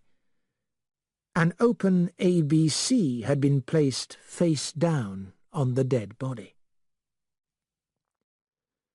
We arrived at Coomside, Sir Carmichael's house, at about 8 o'clock. The door was opened by a manservant. His hands were shaking, and he looked very upset. "Good morning, Deverell," said the police officer. "These are the gentlemen from London." "This way, gentlemen," said Deverell. He showed us into a long dining room where breakfast was laid. "I'll get Mr. Franklin." A minute later, a big, fair-haired man with a sunburnt face entered the room. This was Franklin Clark, the dead man's only brother. Inspector Wells introduced us to him. Franklin Clark shook hands with each of us in turn. "Let me offer you some breakfast," he said. "We can talk as we eat." We ate the excellent breakfast and drank coffee. "Inspector Wells told me everything last night," said Franklin Clark. "Is it really right, Inspector Crome, that my poor brother is the victim of a mad killer, that this is the third murder, and that in each case an ABC railway guide has been left beside the body?" "That's right, Mr. Clark." "But why? What possible advantage can there be for the murderer?" "It won't help us if we look for motives now, Mr. Clark," said Inspector Crome. "We need a few facts. Your brother was the same as usual yesterday? He received no unexpected letter, nothing to upset him?" "No, he was quite as usual." "Not upset or worried in any way?" "Excuse me, Inspector, I didn't say that. It was normal for my poor brother to be upset and worried. You may not know that his wife, Lady Clark, is in very bad health. She is suffering from a terrible illness and will not live for long. My brother is very worried about her. I returned from the East not long ago, and I was shocked at the change in him." Imagine, Mr. Clark, that you found your brother shot with a gun beside him. What would you think?" asked Poirot. "I would think that he killed himself," said Clark. "But he didn't kill himself," said Crome. "Now, I believe, Mr. Clark, that it was your brother's habit to go for a walk every evening?" "Quite right. He always did." "I suppose a stranger would be easily noticed around here?" "No. In August, many tourists come here in cars and buses, and on foot, unfortunately. You've no idea how beautiful and peaceful this part of the world is in June and at the beginning of July." "Did any stranger come to the house and ask for Sir Carmichael yesterday?" "Not that I know of, but we'll ask Deverell." He rang the bell and put the question to the manservant. "No, sir. No one came to see Sir Carmichael."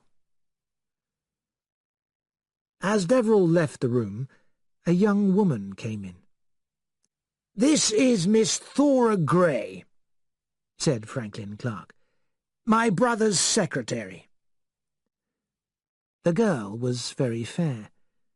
She had the very fair hair and light grey eyes that one finds among Norwegians and Swedes. She looked about 27. Clark brought her a cup of coffee, but she refused any food. "Did you see the letters that Sir Carmichael received?" asked Crome. "I suppose he never received a letter or letters signed ABC?" "ABC?" She shook her head. "No, I'm sure he didn't." "He didn't say he had noticed anyone during his evening walks recently? Have you yourself noticed any strangers?" "No. Of course there are a lot of people here at this time of year." Inspector Crome asked to be shown the path of Sir Carmichael's nightly walk. Franklin Clark led the way, and we followed. Thora Grey and I were walking a little behind the others. "I expect this has been a terrible shock to his wife," I said.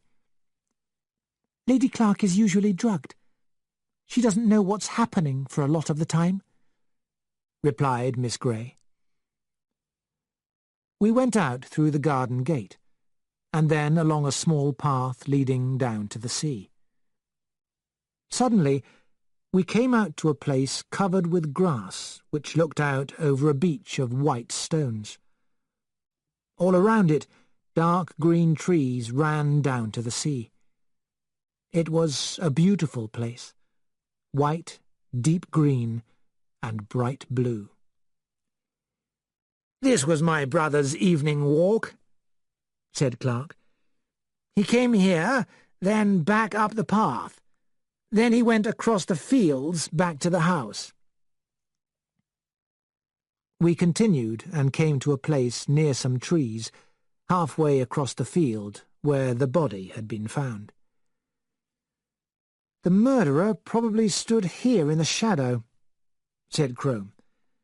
"Your brother almost certainly noticed nothing until he was struck down." We went back to the house. As we climbed up the stairs, the doctor came out of a room where the body had been taken, with a black bag in his hand. "It's a very simple case," he said. "He didn't suffer.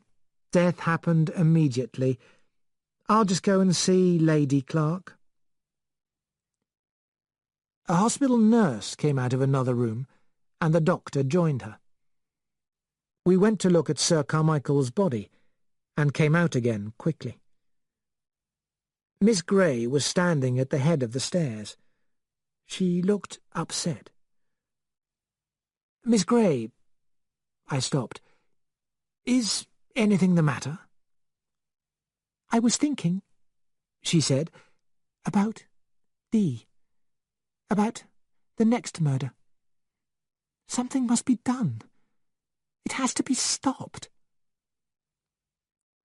Clark came out of a room behind me. What has to be stopped, Thora? These awful murders. Yes, I want to talk to Monsieur Poirot sometime. Is Crome any good? I replied that he was supposed to be a very clever officer. He has the look of a man who knows everything, said Clark. But what does he know? Nothing. I've got a plan, but we'll talk about that later. He knocked at the door where the doctor had entered. Miss Gray was still staring in front of her.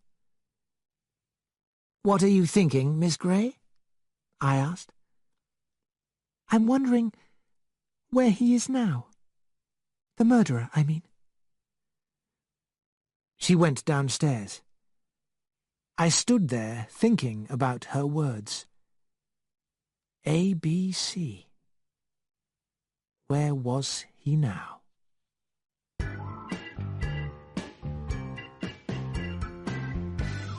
Chapter 7.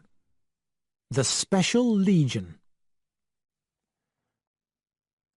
Only one thing connects these three people: the fact that the same person killed them. Mr. Alexander Bonaparte Cust left the cinema in Torquay with the rest of the people. He looked around him uncertainly in the brightness of the afternoon sunshine, like a lost dog. Newsboys went past shouting, "Latest news! Mad killer at Churston!" Mr. Cust found a coin in his pocket and bought a paper. He entered the Princess Gardens and sat down. Then he opened the paper. There were big headlines. Sir Carmichael Clarke murdered. Terrible event at Churston. Work of a mad killer. Only a month ago, England was shocked by the murder of a young girl, Elizabeth Barnard, at Bexhill. It may be remembered that an ABC railway guide was found beside the body. An ABC was also found by the dead body of Sir Carmichael Clarke. The police think the same person is responsible for both murders.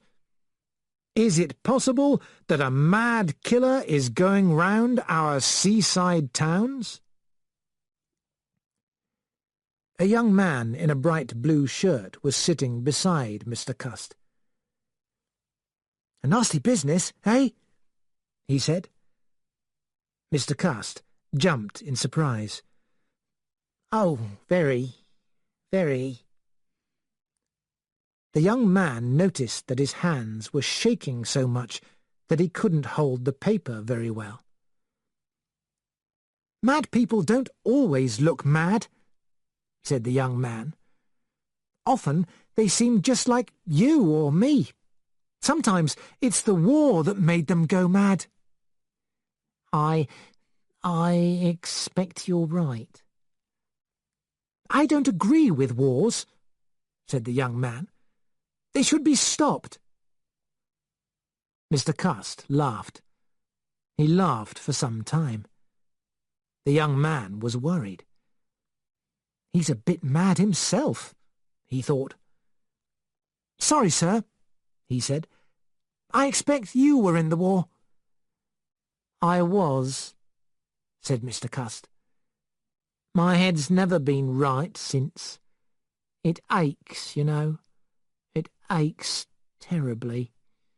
Sometimes I don't know what I'm doing." The young man went away quickly. Mr. Cust stayed with his paper. He read it and read it again. People passed backwards and forwards in front of him. Most of them were talking about the murder. "Police are sure to get him." "Say he may be arrested at any time now." "Quite likely he's in Torquay." Mr. Cust laid the paper on the seat. Then he got up and walked towards the town. Girls passed him, girls in white and pink and blue. They laughed, looking at the men as they passed them. But they didn't look once at Mr. Cust. He sat down at a little table and ordered tea. After the murder of Sir Carmichael Clarke, the ABC murders were in every newspaper. The Andover murder was now connected with the other two. Scotland Yard believed that the best chance of catching the murderer was to make the murders as public as possible. The population of Great Britain turned into private detectives looking for the murderer.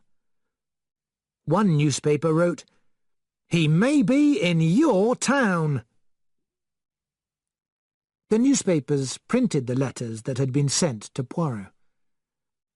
Newspaper reporters kept asking Poirot for interviews. Scotland Yard were very active, working hard to check the smallest clues. They questioned people in hotels and guest houses. They listened to hundreds of stories from imaginative people and checked them to see if they were true. But Poirot seemed to me strangely inactive. Sometimes we argued. "But what do you want me to do, my friend?" Poirot said. "The police can question people better than I can. All the time, while I seem to be doing nothing, I am thinking. Not about the facts of the case, but about the mind of the murderer." "The mind of a madman." "Exactly. When I know what the murderer is like, I shall be able to find out who he is. And all the time I learn more. After the next crime—" "Poirot!" "But yes, Hastings, I think it is almost certain there will be another crime. Our unknown killer has been lucky. But this time his luck may change. And after another crime we shall know a lot more. I shall not know his name and address, but I shall know what kind of a man he is. Now I am going to do something which will please you." Poirot continued. "It will mean a lot of conversation. I want to find out more information from the friends, relatives, and servants of the victims." "Do you suspect them of hiding things?" "I don't think they meant to hide information. But at the time of a murder, people talk about only what they think is important.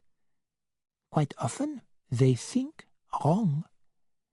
And by discussing a certain event or a certain person again and again, they may remember extra details." It did not seem to me to be a very good idea. "You do not agree with me?" said Poirot. "Then a servant girl is cleverer than you." He handed me a letter. It was clearly written. "Dear Sir, I hope you don't mind me writing to you. I have been thinking a lot since those awful 2 murders, like poor aunties. I saw the young lady's picture in the paper, the sister of the young lady who was killed at Bexhill. I wrote to her to tell her I was coming to London and asked if I could come to her. Perhaps if we talked about it together, we might find out something. The young lady wrote back to me and suggested I might write to you. She said she'd been thinking the same. She said we ought to work together. So I'm coming to London, and this is my address. Yours, Mary Drower. Mary Drower, said Poirot, is a very intelligent girl. He picked up another letter. It was a note from Franklin Clark, saying that he was coming to London. He would visit Poirot the following day. Do not worry, mon ami, said Poirot. There will be action. Franklin Clark arrived at 3 o'clock on the following afternoon. "Monsieur Poirot," he said, "I'm still not satisfied. I'm sure that Crome is a very good officer, but he annoys me. He seems to think he knows best. My idea is, Monsieur Poirot, that we mustn't delay. We've got to get ready for the next crime. I suggest that we form a kind of special legion of the friends and relatives of the murdered people.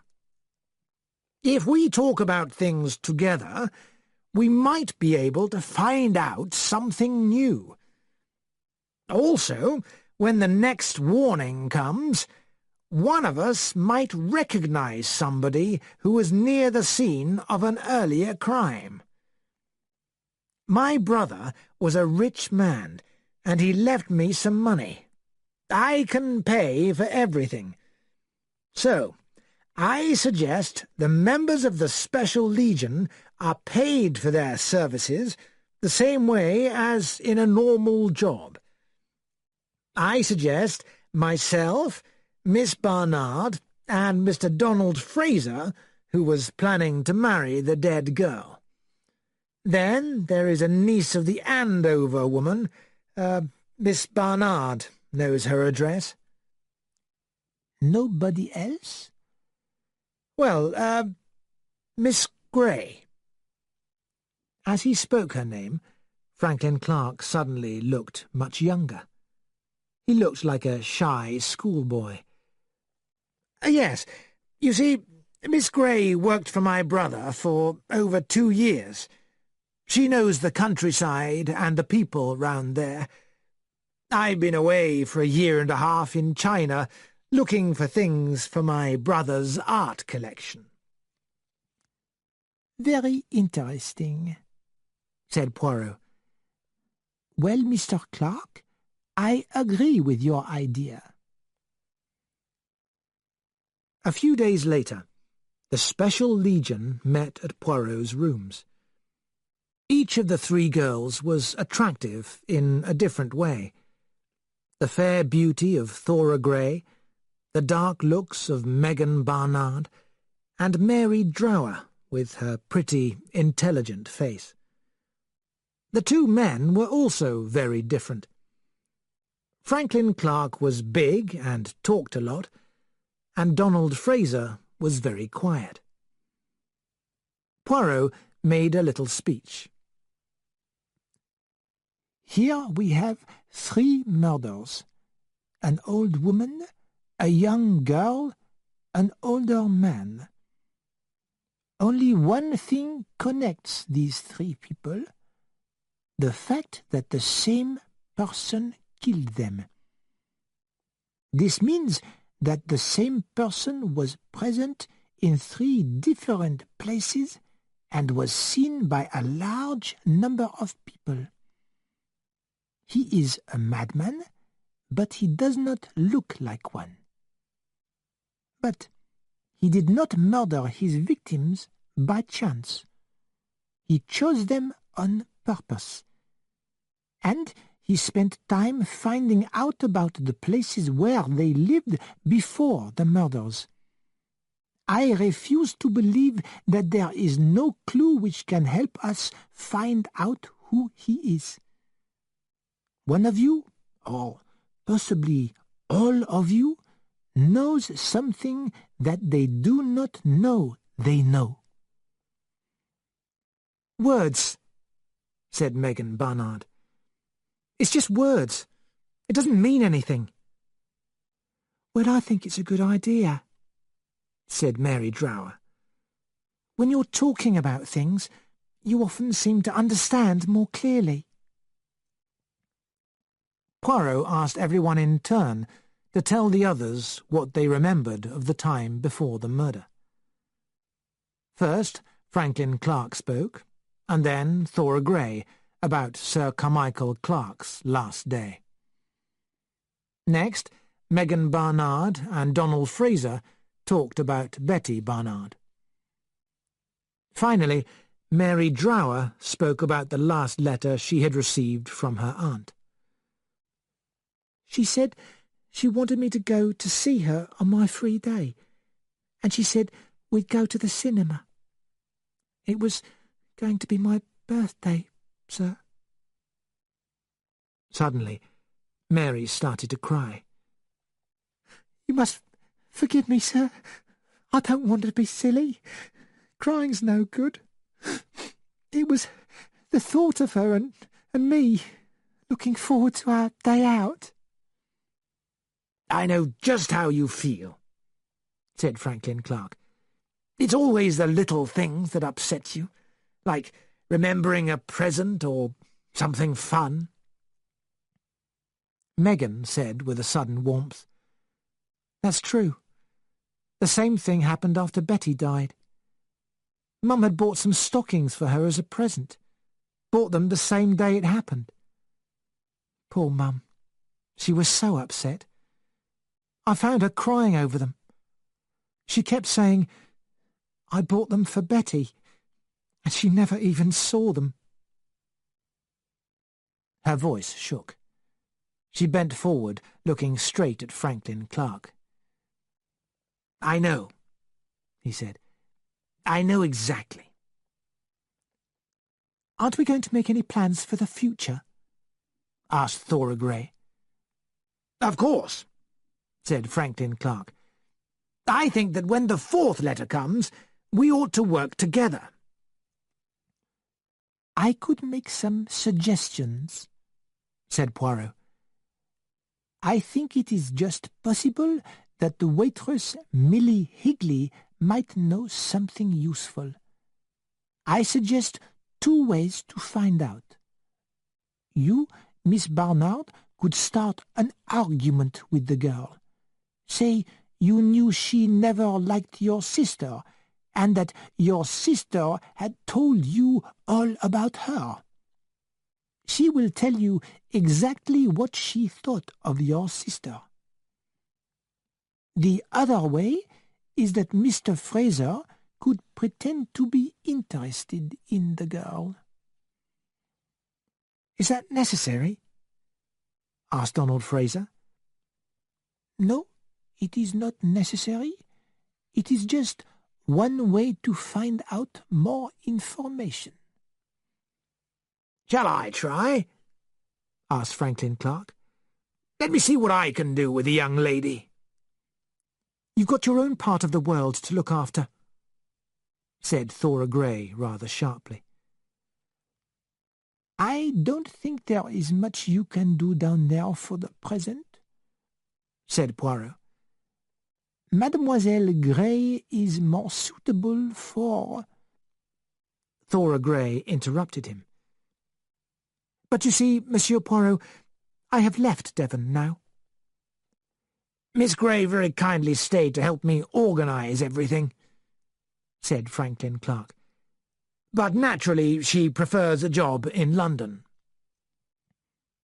Poirot looked from one to the other. How is Lady Clark? He asked. I was admiring the pale colour in Thora Grey's face and almost missed Clark's reply. "Not good. I wonder if you could come down to Devon and visit her, Monsieur Poirot. She said she would like to see you."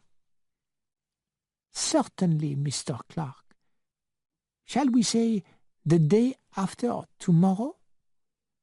"Good. I'll tell the nurse." "You, my child," said Poirot, turning to Mary, "I think you might perhaps do useful work in Andover. Try talking to the children. There were a lot of children playing in the street where your aunt lived. Perhaps they noticed who went in and out of your aunt's shop." "Shall I put an advertisement in a newspaper?" asked Clark. "Something like this. ABC. Urgent. HP is close behind you. Give me £100 for my silence XYZ. It might make him show himself." "It is possible to try," said Poirot, "but I think that ABC will be too clever to reply." He smiled. "Mr. Clark, I think you are like a boy in your heart." "Well," Clark said, looking at his notebook, "we're making a start."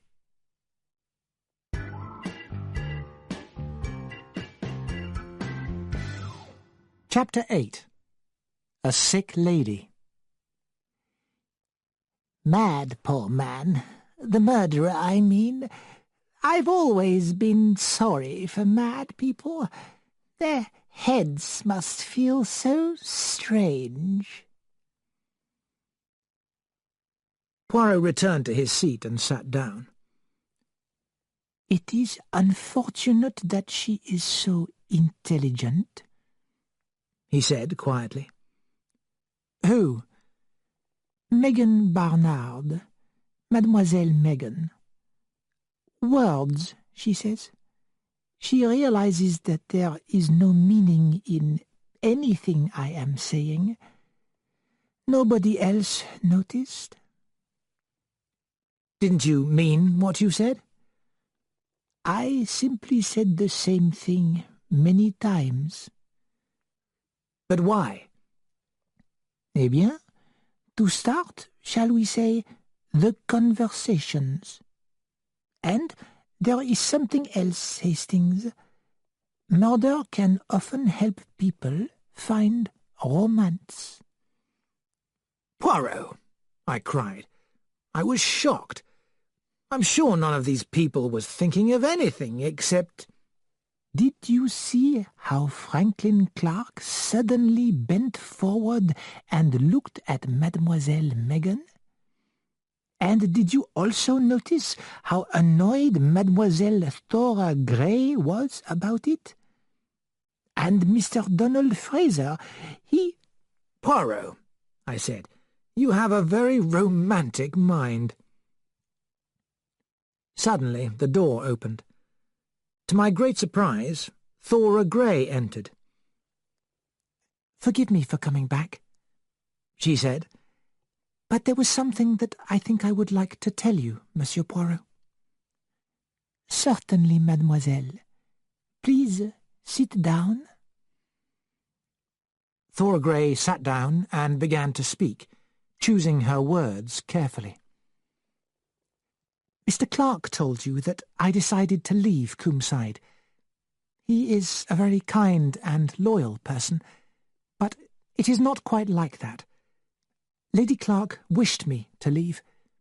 She is very ill, and her brain is confused because of the drugs they give her. The drugs make her suspicious and imaginative. She started to dislike me and told me to leave the house." I admired the girl's honesty. "It's very good of you to come and tell us this," I said. "It's always better to be honest," she said with a little smile. "It was rather a shock to me," she said sadly. I had no idea Lady Clark disliked me so much. In fact, I always thought she was rather fond of me. She got up. That's all that I came to say. Goodbye. I went downstairs with her. When I came back, I said, "I think that was very brave of her." Do you know, said Poirot, I am sure that already in our conversation this afternoon something important was said. It is strange. I do not know exactly what it was. Something that reminded me of something which I had already seen or heard or noted. Something at Churston? No, not at Churston. Before that. It doesn't matter. I will remember. A few days later we went down to Coomside again to see Lady Clark. It was a September day at the beginning of autumn. There was a deep sadness surrounding the house. The downstairs rooms were closed. We were shown into a small room where a hospital nurse came to meet us. "Monsieur Poirot," she asked, "I'm Nurse Capstick." "How is Lady Clark?" asked Poirot. "Not bad. One can't hope for much improvement, of course, but some new treatment has made things a little easier for her." "I suppose her husband's death was a terrible shock?" asked Poirot. "Well, Monsieur Poirot," said the nurse, "Lady Clark doesn't always know what's happening because of the drugs." "Was she and her husband very fond of each other?" "Oh, yes, they were a very happy couple. He was very worried and upset about her, poor man. But he was often busy with his art collection. Miss Grey helped him with that." "Oh, yes, Miss Grey. She has left, has she not?" "Yes, I'm very sorry about that. Sometimes ladies get strange ideas when they're not well." She led us upstairs to a room on the first floor. It had been a bedroom, but was now a cheerful-looking sitting-room. Lady Clark was sitting in a big armchair near the window. She was very thin, and her face had the grey look of one who suffers much pain. "This is Monsieur Poirot, who you wanted to see," said Nurse Capstick. "Oh, yes, Monsieur Poirot," said Lady Clark, giving him her hand. "My friend Captain Hastings, Lady Clark." "How do you do? So good of you both to come." We sat down. There was a silence. "It was about Carr's death, wasn't it?" said Lady Clark at last. "Oh, yes, I told Franklin to ask you to come. I hope Franklin isn't going to be foolish. Men are so easily fooled. They're like boys, especially Franklin." "Did you want to say something about your husband's death?" asked Poirot. "Carr's death? Yes. Mad, poor man. The murderer, I mean. I've always been sorry for mad people. Their heads must feel so strange. You haven't caught him yet?" she asked. "Surely somebody saw him around here that day?" "There were so many strangers, Lady Clark. It is the holiday season." "Yes, I forgot. But they stay down by the beaches." No stranger came to the house that day, said Poirot. Who says so? Asked Lady Clark in a voice that was surprisingly strong. The servants, said Poirot. Miss Grey? Lady Clark said very clearly, That girl is a liar. I felt shocked. Poirot looked at me quickly. I didn't like her. I've never liked her. I sent her away. Franklin said she might be a help to me. Franklin's a fool. I didn't want him getting mixed up with her. I'll give her 3 months' pay, if you like, I said, but I don't want her in the house a day longer. There's one good thing about being ill. Men can't argue with you. He did what I said, and she went. Why did you say that Miss Grey was a liar? Asked Poirot. Because she is. She told you that no strangers came to the house, but I saw her with my own eyes talking to a strange man on the front doorstep. It was the morning of the day Carr died, about 11 o'clock. What did this man look like? An ordinary sort of man, nothing special. A look of pain came over her face. Please, you must go now. I'm a little tired. That's a very strange story, I said to Poirot as we travelled back to London. About Miss Grey and a strange man. You see, Hastings, there is always something to be found out.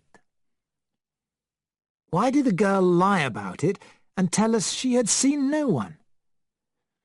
The easiest way to answer the question is to ask her. It's unbelievable that a girl like her would help a madman. Exactly. So, I do not believe it.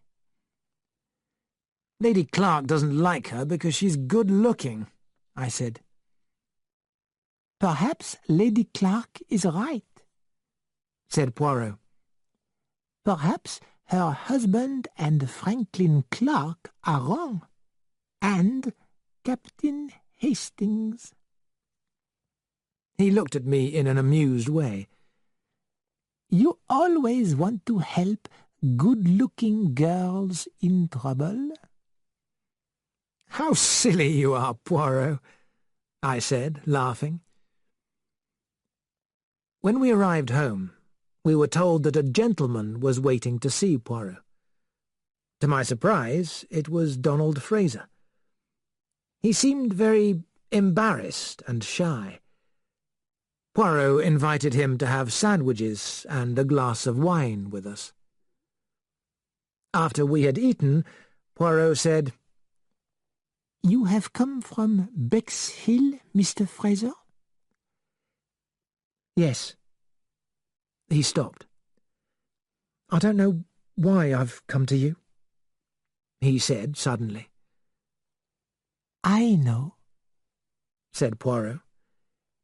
There is something that you must tell someone.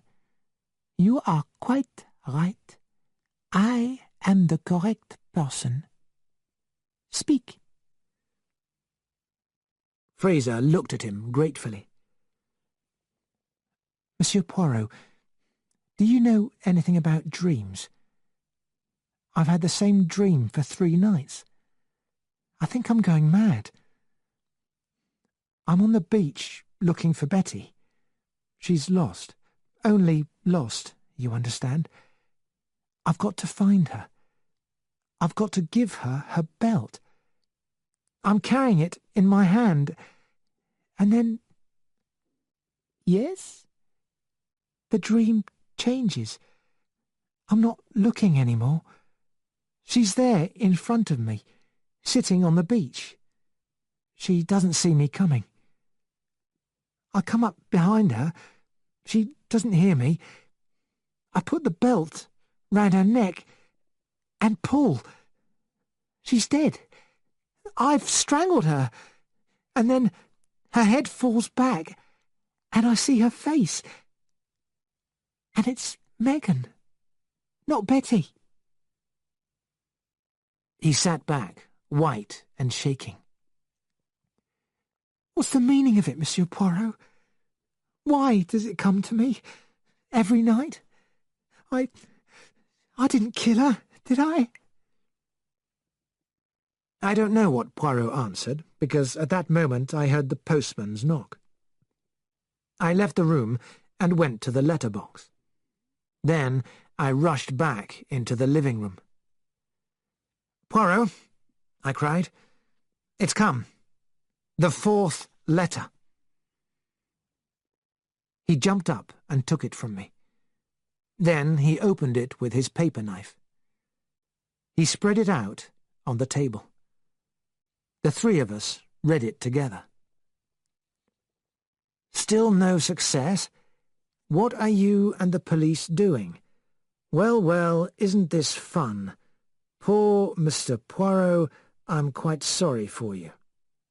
If at first you don't succeed, try again.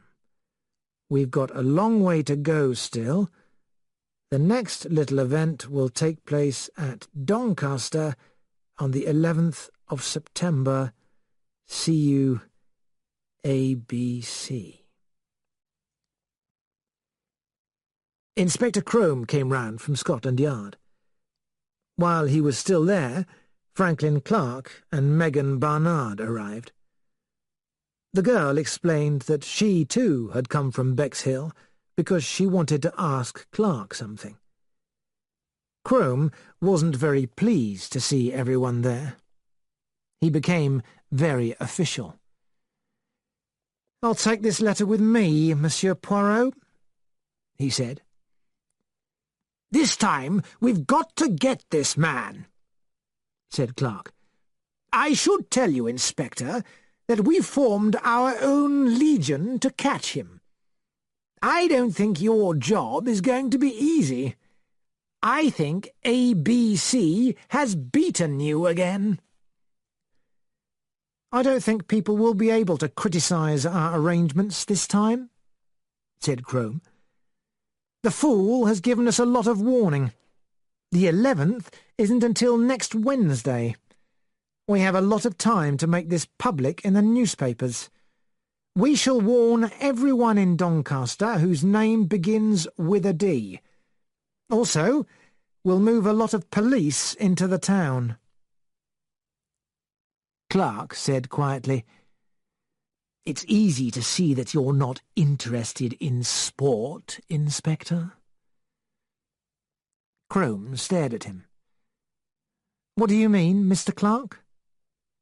"Don't you realize that next Wednesday the St. Ledger is being run in Doncaster?" The inspector looked shocked. "That's true," he said. "Yes, that makes things more complicated."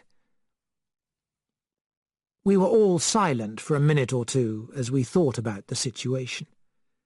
There would be crowds on the racecourse, the sport-loving English public. "I believe," said Clark, "that the murder will take place on the racecourse, perhaps actually while the ledger is being run." Inspector Crome got up and left, taking the letter with him. We heard voices in the hallway. A few minutes later, Thora Grey entered. She went straight to Franklin Clark and put a hand on his arm. She spoke anxiously, waiting for his answer. "The inspector told me there's another letter. Where's the murder going to be this time?" "Doncaster, and on the day of the St. Ledger." We started discussing the matter. I felt that there was very little hope. What could a small group of 6 people do?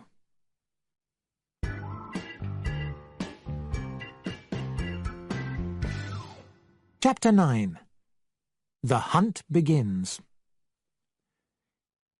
"You are quite right, mademoiselle," said Poirot. "He wasn't the sort of man you'd notice. Yes, you have described the murderer." "We know nothing about this man," said Thora Grey. "No, no, mademoiselle," said Poirot. "that is not true. Each one of us knows something about him. I am sure that the knowledge is there." Clark shook his head. "We don't know anything. None of us has ever seen him or spoken to him. We've tried to remember everything again and again." "Not everything," said Poirot. "For example, Miss Grey told us that she did not see or speak to any stranger on the day that Sir Carmichael was killed." Thora Grey nodded. "That's quite right." "Is it? Lady Clark told us, mademoiselle, that from her window she saw you standing on the front doorstep talking to a man." "She saw me talking to a strange man?" The girl seemed very surprised. "Lady Clark has made a mistake. I never—" "Oh, I remember now. How stupid. But it wasn't important. Just one of those men who come round selling stockings. I was crossing the hall when he came to the door." Poirot put his hands to his head. Everyone stared at him. "Stockings," he said quietly. "Stockings. It is the connection. 3 months ago, the other day, and now. Bon Dieu, yes."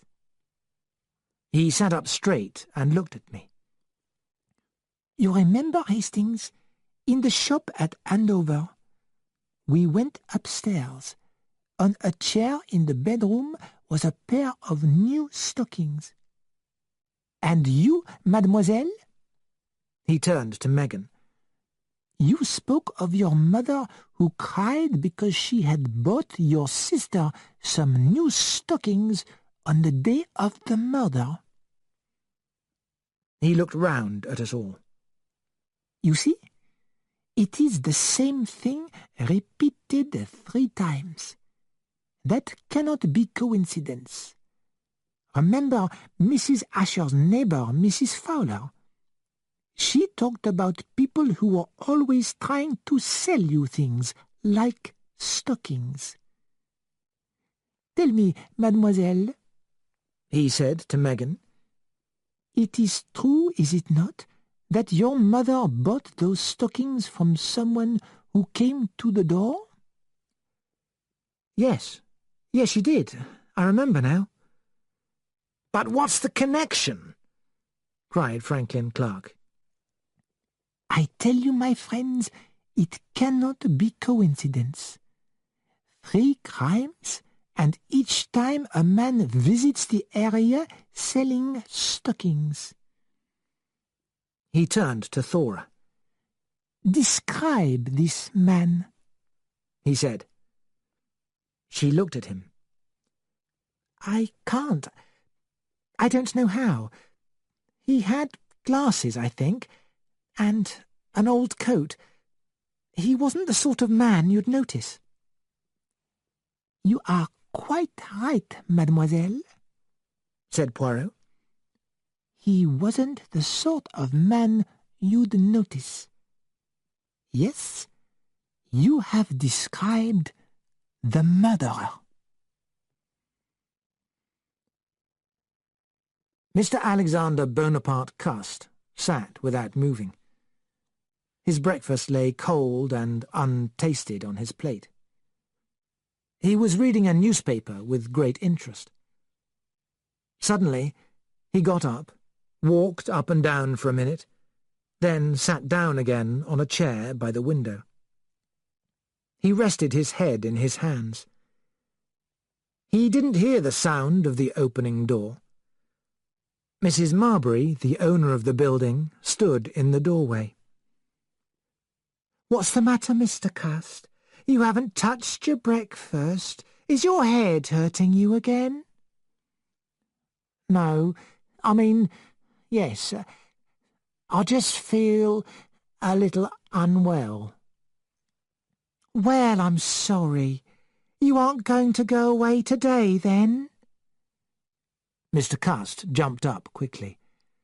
No, I have to go. It's business. Very important business." His hands were shaking. "I'm going to Cheltenham." He said the word so strangely that Mrs. Marbury looked at him in surprise. "Cheltenham's a nice place," she said conversationally. She bent down and picked up the newspaper, which was lying on the floor. "The newspapers are full of these murders," she said. "Doncaster, that's the place he's going to carry out his next murder. And tomorrow is the races too. They say that hundreds of police are being brought in.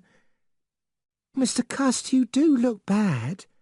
Really, you oughtn't to go travelling today." "It's necessary, Mrs. Marbury. When I've promised to do something, I always do it. It's the only way to succeed in business."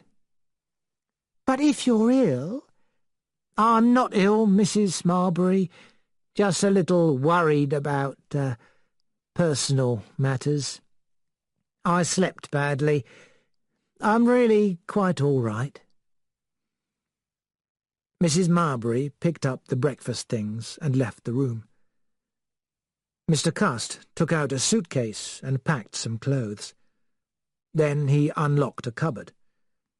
He took out about 12 flat boxes and put them in the suitcase too. Lily, Mrs. Marbury's daughter, came out of another room. "Where are you going this time, Mr. Cust?" she said. "To the seaside again?" No, Cheltenham." "Well, that's nice too, but not quite as nice as Torquay. I want to go there for my holiday next year. You were probably quite near where the murder was, the ABC murder. It happened when you were down there, didn't it?" Yes, but Churston's 10 or 11 kilometres away." "How exciting! Perhaps you passed the murderer on the street." "Yes, perhaps," said Mr. Cust. He smiled a strange smile. "Oh, Mr. Cust, you don't look well," said Lily. "I'm quite all right, quite all right. Goodbye, Miss Marbury." He picked up his suitcase and hurried out of the front door. "Funny old thing," said Lily Marbury to herself. "He looks half mad." Inspector Crome said to his assistant, "Get me a list of all the companies who make stockings, and I want a list of all their agents who go to people's houses selling the stockings." "Is this for the ABC case, sir?" asked the assistant. "Yes, one of Hercule Poirot's ideas." The inspector's voice was not very enthusiastic. "It's probably not important, but we have to check everything." "Right, sir. Mr. Poirot's done some good work in the past, but I think he's a bit old now, sir." "He loves to get attention," said the inspector. but he's not as clever as he wants people to think.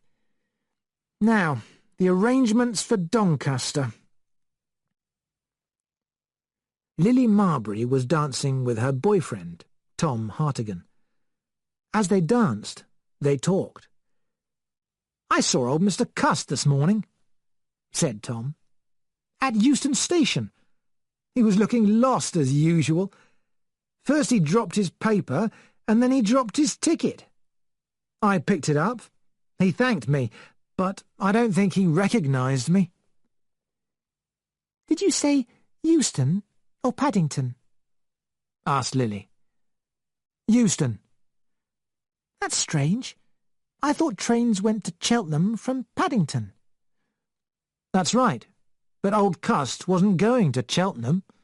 He was going to Doncaster. I saw his ticket." "Well, he told me he was going to Cheltenham. I'm sure he did." "No, you're wrong.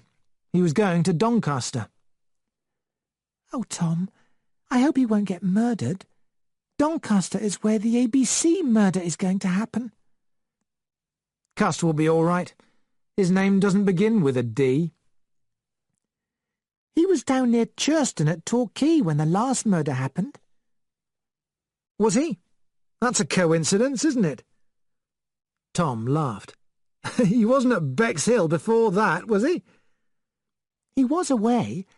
Yes, I remember he was away," said Lily, "because he forgot his swimsuit. Mother was mending it for him." "Well, if he wanted his swimsuit, he was at the seaside." "Lily," said Tom, with an amused look, "perhaps old Mr. Cust is the murderer." "Mr. Cust wouldn't hurt anything or anyone," laughed Lily. They continued to dance. Doncaster. I shall, I think, remember the 11th of September all my life. We were all there at the St. Leger. Poirot, myself, Clark, Fraser, Megan Barnard, Thora Grey, and Mary Drower. But what could any of us do? Thora Grey was the only person who might be able to recognise the murderer. She wasn't calm and quiet now. She was almost crying, and her hands were shaking. "I never really looked at him," she said. "What a fool I was. Even if I see him again, I might not recognise him. I've got a bad memory for faces." Poirot put his hand gently on her shoulder. "Now, little one, don't be upset," he said kindly. "If you see this man, you will recognise him. We have had a lot of bad luck, and our murderer has had a lot of good luck. But now I believe that our luck has changed. The clue of the stockings is the beginning. Now everything will go wrong for him. He, too, will begin to make mistakes." We had agreed that we would walk round as many streets as possible, and later position ourselves in different parts of the racecourse. I had suggested that I should go with one of the ladies, and Poirot had agreed with my idea. The girls went to put on their hats. Franklin Clark started to talk to Poirot. "Listen, Monsieur Poirot, you went down to Churston, I know, and saw my brother's wife. Did she say... did she suggest—" He stopped, embarrassed. Poirot looked at him with an innocent face. "Did she suggest what?" Franklin Clark's face was rather red. "It's about Thora, Miss Grey," he said. Poirot looked surprised. "Lady Clark got certain ideas in her head. You see, Thora, Miss Grey, is rather a good-looking girl, And Lady Clark became jealous. After Carr's death, she got very upset. Of course, it's partly the illness and the drugs. My brother always said that Miss Grey was the best secretary he ever had. And he was very fond of her, too. But there wasn't any romantic relationship between them. Look. He put his hand in his pocket. Here's a letter I received from my brother when I was in Asia. You may remember Thora Grey. She is a dear girl and a great help to me. She loves beautiful things and shares my enthusiasm for Chinese art. I was very lucky to find her. No daughter could be closer to me. You see, said Franklin, my brother thought of her like a daughter.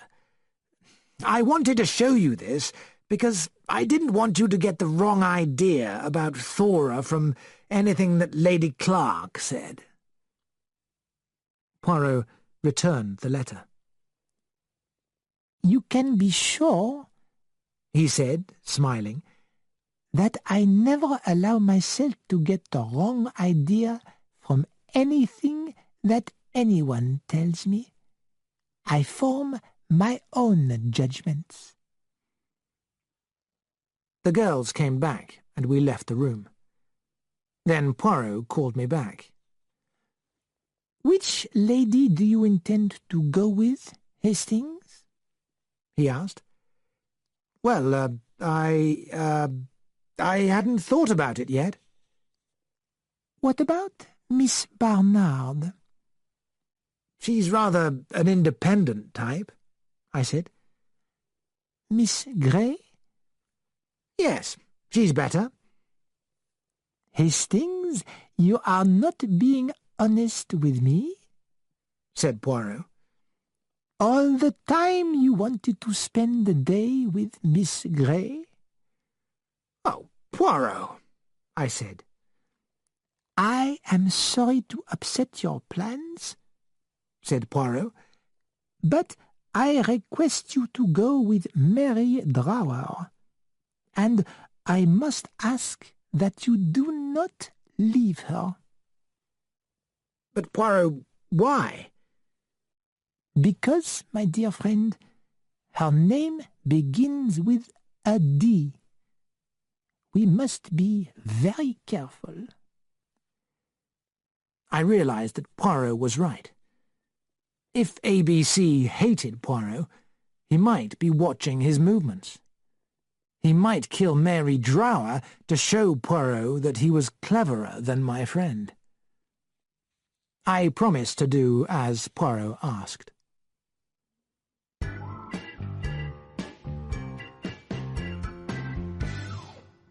Chapter 10. Death at the Cinema. He put his hand in his pocket and brought out something.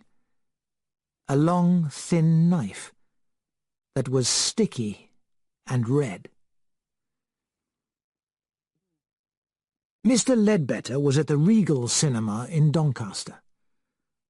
At the most exciting part of the film, the man next to him got up and pushed past him. Then he dropped his hat over the seat in front and bent over to get it back. Mr. Ledbetter was very annoyed.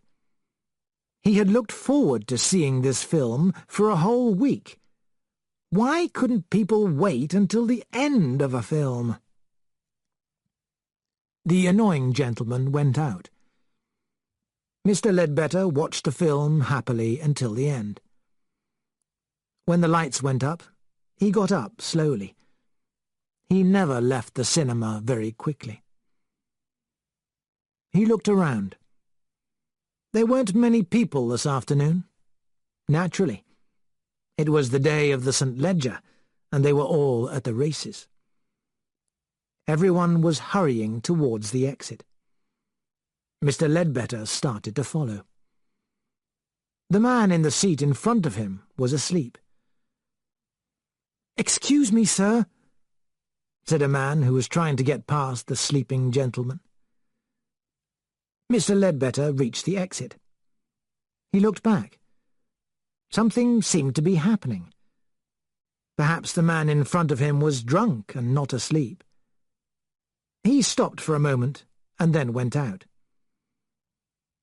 The manager was saying to the man who had tried to get past, "He's ill." He spoke to the sleeping man. "What's the matter, sir?" The other man touched the sleeper. He took his hand away and looked at a red, sticky mark. "Blood." The manager saw the corner of something under the seat. "It's an ABC," he said. Mr. Cust left the Regal Cinema and looked up at the sky. It was a beautiful evening. A really beautiful evening. He walked along, smiling to himself, until he came to the Black Horse, where he was staying. He climbed the stairs to his bedroom, a small room on the second floor. As he entered the room, he suddenly stopped smiling. There was a mark on the arm of his coat. He touched it. Wet and red. Blood. He put his hand in his pocket and brought out something. A long, thin knife that was sticky and red. Mr. Cust sat down and looked around the room like a hunted animal. "It isn't my fault," he said. He passed his tongue over his lips. Then he went over to the sink and filled it with water. He took off his coat and washed the arm. The water was red now. There was a knock on the door. He stood there, frozen with fear. The door opened. It was a young woman carrying some water. "Oh, excuse me, sir. Your hot water, sir." "Thank you. I've washed in cold water." Immediately, she looked at the water in the sink. I've cut my hand," said Mr. Cust quickly. There was a pause. Yes, surely a very long pause, before she said, "Yes, sir." She went out, shutting the door. Mr. Cust stood and listened. Were there voices, feet coming up the stairs? He could hear only the beating of his own heart. Then suddenly he moved. He put on his coat, went to the door, and opened it. There was no one outside. He went quietly down the stairs. He ran out of the door that opened onto the hotel car park. A couple of drivers were there, talking about the races. Mr. Cust hurried across the car park and out into the street. Should he go to the station? Yes, there would be crowds there, special trains. With a bit of luck, he could get away. Inspector Crome was interviewing Mr. Ledbetter. The Chief Constable, Colonel Anderson, was there too. "Please, tell me everything clearly," said Crome. "This man went out towards the end of the main film. As he passed you, he fell." "He pretended to fall. I understand it now. He bent over the seat in front to pick up his hat. He surely stabbed the man then. Then he went out." "Can you describe him?" "He was a very big man." "Fair or dark?" Well, I'm not exactly sure. He was an ugly-looking man." Inspector Crome nodded. Then he interviewed the cinema manager. The manager told Crome about the blood on the dead man's coat and the ABC railway guide under the seat. "Did you notice a man leaving the cinema a few minutes earlier?" "There were several, sir." Just then, a police constable came in. "Mr. Hercule Poirot's here, sir, and another gentleman." Inspector Crome didn't look pleased. "Oh, well," he said, "they'd better come in, I suppose." Poirot and I entered the room. Both Crome and Colonel Anderson were looking worried. Colonel Anderson greeted us with a nod of the head. "I'm glad you've come, Monsieur Poirot," he said politely. "Another ABC murder?" "Yes. The murderer bent over and stabbed the victim in the back. There was an ABC on the floor between the dead man's feet." "Do you know who the dead man is?" asked Poirot. "Yes, I think ABC's made a mistake this time. The dead man is called Earlsfield, George Earlsfield. He missed out the letter D." My friend shook his head doubtfully. "Shall we talk to the man who found him?" asked Crome. "He's anxious to get home." A middle-aged gentleman came in. He spoke in an excited, high voice. "It's the most shocking experience I've ever known," he said. "Your name, please?" said the inspector. "Downs. Roger Emmanuel Downs. I'm a teacher at a boys' school." "Now, Mr. Downs, please tell us in your own words what happened." "At the end of the film, I got up from my seat. The seat on my left was empty, but in the seat next to that there was a man who seemed to be asleep. I realized that he was ill, and I called out, 'Fetch the manager!' As I couldn't pass him, I put my hand on his shoulder to wake him. Then I took my hand from the man's shoulder.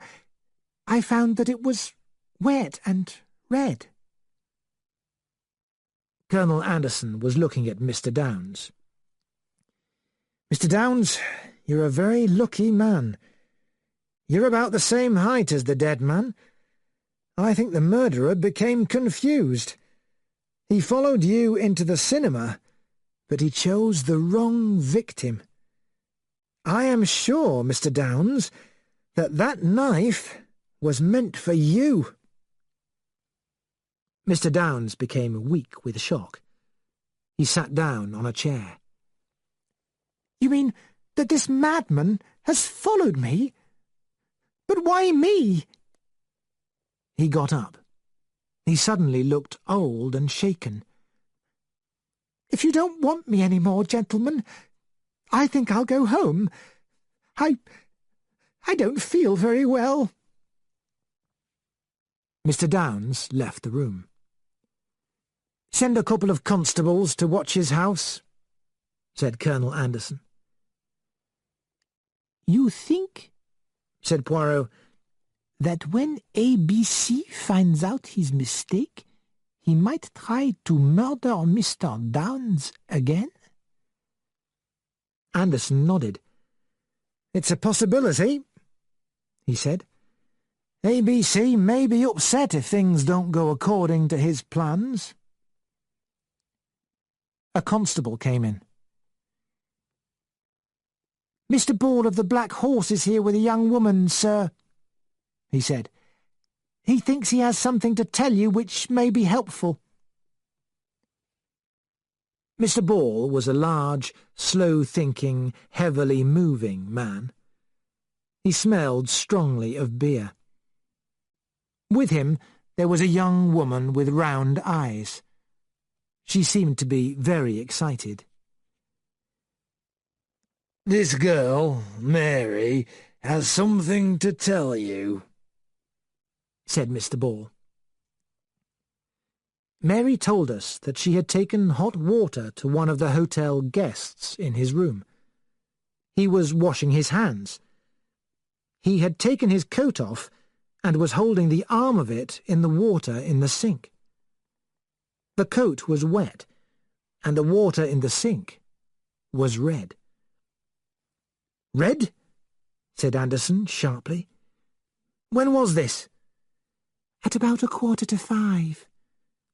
"More than 3 hours ago," said Anderson. "Why didn't you come at once?" "We didn't know that there'd been another murder," said Ball. "When we heard the news, Mary screamed out about the blood in the sink. I went upstairs to the room, but there was nobody there. One of the men in the car park said he saw a man leaving, so I told Mary to come to the police." "Describe this man," said Inspector Crome to Mary. "He wasn't very tall or short," said Mary, "and he stooped and wore glasses. He was wearing a dark suit and a hat. His clothes looked old and cheap." Inspector Crome sent 2 men to the Black Horse. They came back about 10 minutes later and brought the hotel book, which all guests had to sign. We crowded around it. There was a signature there in small writing. "A.B. Case, or is it Cash?" said Colonel Anderson. "A.B.C., said Crome. "What about his luggage?" asked Anderson. "We found a suitcase in his room, sir, full of small boxes." "What was in them?" "Stockings, sir." "Congratulations," Crome said to Poirot. "Your guess was right." Inspector Crome was in his office at Scotland Yard. The telephone on his desk rang. It was one of the policemen who was helping him on the case. "Jacobs speaking, sir. A man has come with a story that you ought to hear." A few minutes later there was a knock on the door. Jacobs appeared with a tall young man. "This is Mr. Tom Hartigan, sir. He's got something to tell us which may be important in the ABC case." The inspector got up and shook hands with the visitor. "Good morning, Mr. Hartigan. Sit down. What do you want to tell me?" "Well," began Tom nervously, "I've got a young lady friend, you see, and her mother rents out rooms in her house. One of the rooms has been rented for over 2 years to a man called Cust."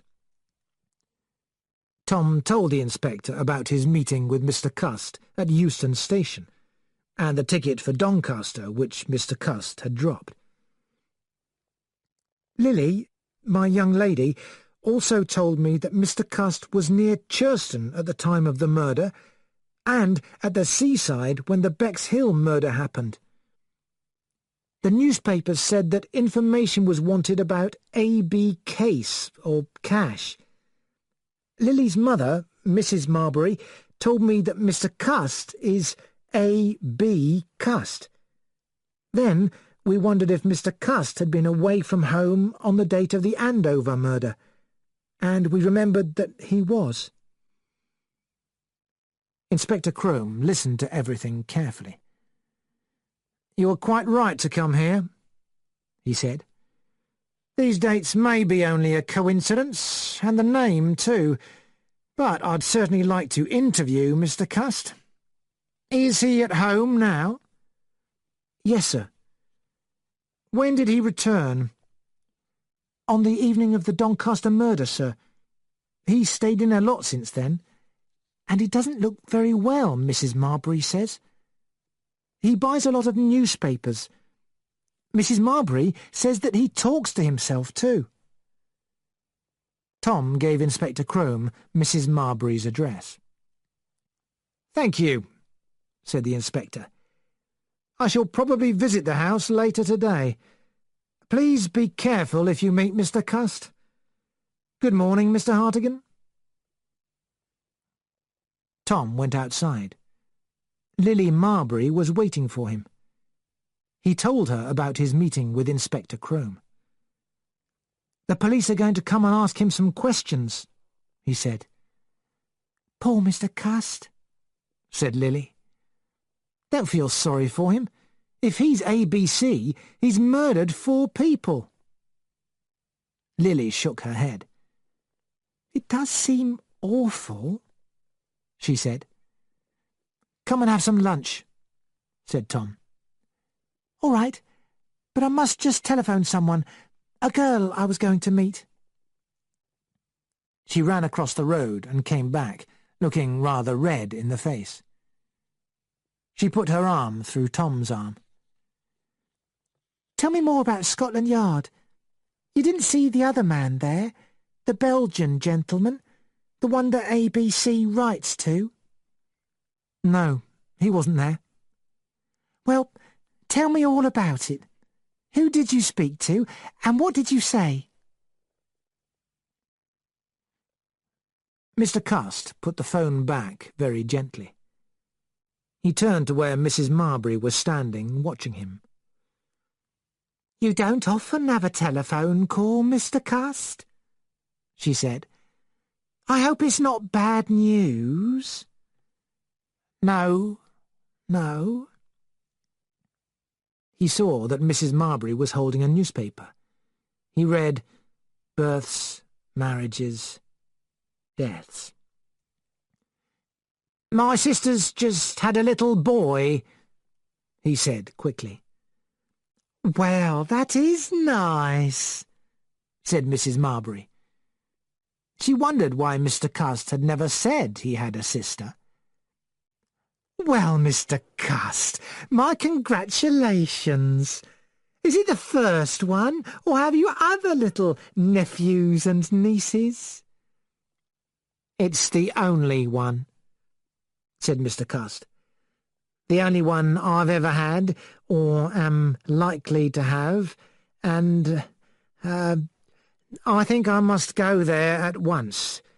They want me to come. I think I can just catch a train if I hurry." "Will you be away long, Mr. Cust?" called Mrs. Marbury as he ran up the stairs. "Oh, no, 2 or 3 days, that's all." He disappeared into his bedroom. A few minutes later, he came quietly down the stairs, carrying a bag in his hand. He saw the telephone and remembered the short conversation he had just had. "Is that you, Mr. Cust? I thought you might like to know that an inspector from Scotland Yard may come to see you." Why had Lily telephoned him? Had she guessed his secret? How did she know that the inspector was coming? Did she know? But surely, if she knew, she wouldn't... Women were very strange, surprisingly cruel and surprisingly kind. Lily was a kind girl. A kind, pretty girl. He paused in the hall. Then he heard a noise from the kitchen. Mrs. Marbury might come out. He opened the front door, passed through it, and closed it behind him. Where? Poirot and I were having another meeting with the Chief Constable, Colonel Anderson, and Inspector Crome. "I've got a list of people in the Churston area where the man went and offered stockings," said Inspector Crome. "He stayed at a small hotel. He returned there at 10:30 on the night of the murder. He did the same thing in Bexhill. He stayed at a hotel under his own name, and offered stockings to people at about 12 addresses, including Mrs. Barnard and including the Orange Cat. He did the same in Andover. He stayed at a small hotel there, too, and offered stockings to Mrs. Fowler, next door to Mrs. Asher, and to several other people in the same street. I went to the address which Mr. Hartigan gave me, said the inspector, but I found that Cust had left the house about half an hour before. He received a telephone message. Mrs. Marbury said it was the first time. I searched his room very carefully. I found notepaper there similar to the paper which the letters were written on. There was also a large quantity of stockings, and at the back of the same cupboard there were 8 new ABC railway guides. "That proves he's guilty," said Colonel Anderson. "I found something else, too," said the inspector. "I only found it this morning, sir. There was no sign of the knife in his room, but I thought perhaps he'd brought it back to the house and hidden it somewhere. I found it immediately. The coat stand. No one ever moves a coat stand. I moved it away from the wall, and there it was, the knife. The dried blood was still on it." "Good work, Crome," said Colonel Anderson. "We only need one thing more now. The man himself." "Don't worry, we'll get him," said Crome. "But there is something that worries me very much," said Poirot. "It is the why, the motive." "But, my dear Poirot, the man's crazy," said Colonel Anderson impatiently. "Well, as you say, Crome, it's just a matter of time before we find him." Mr. Cust stood by a fruit and vegetable shop, staring across the road. Yes, that was it. A. Asher, newsagent. In the empty window there was a sign, "Shop to rent." He walked slowly back towards the main street of the town. It was difficult, very difficult, now that he hadn't any more money. He hadn't had anything to eat all day. He looked at a board outside another newsagent's shop. "The ABC case, murderer still free. Interviews with Hercule Poirot." Mr. Cust said to himself, "Hercule Poirot. I wonder if he knows." He continued walking. Where was he going? He didn't know. He had come to the end. He looked up. There were lights in front of him, and letters. Police station. "That's funny," said Mr. Cust. He gave a little laugh. Then he stepped inside. Suddenly, as he did so, he fell forward.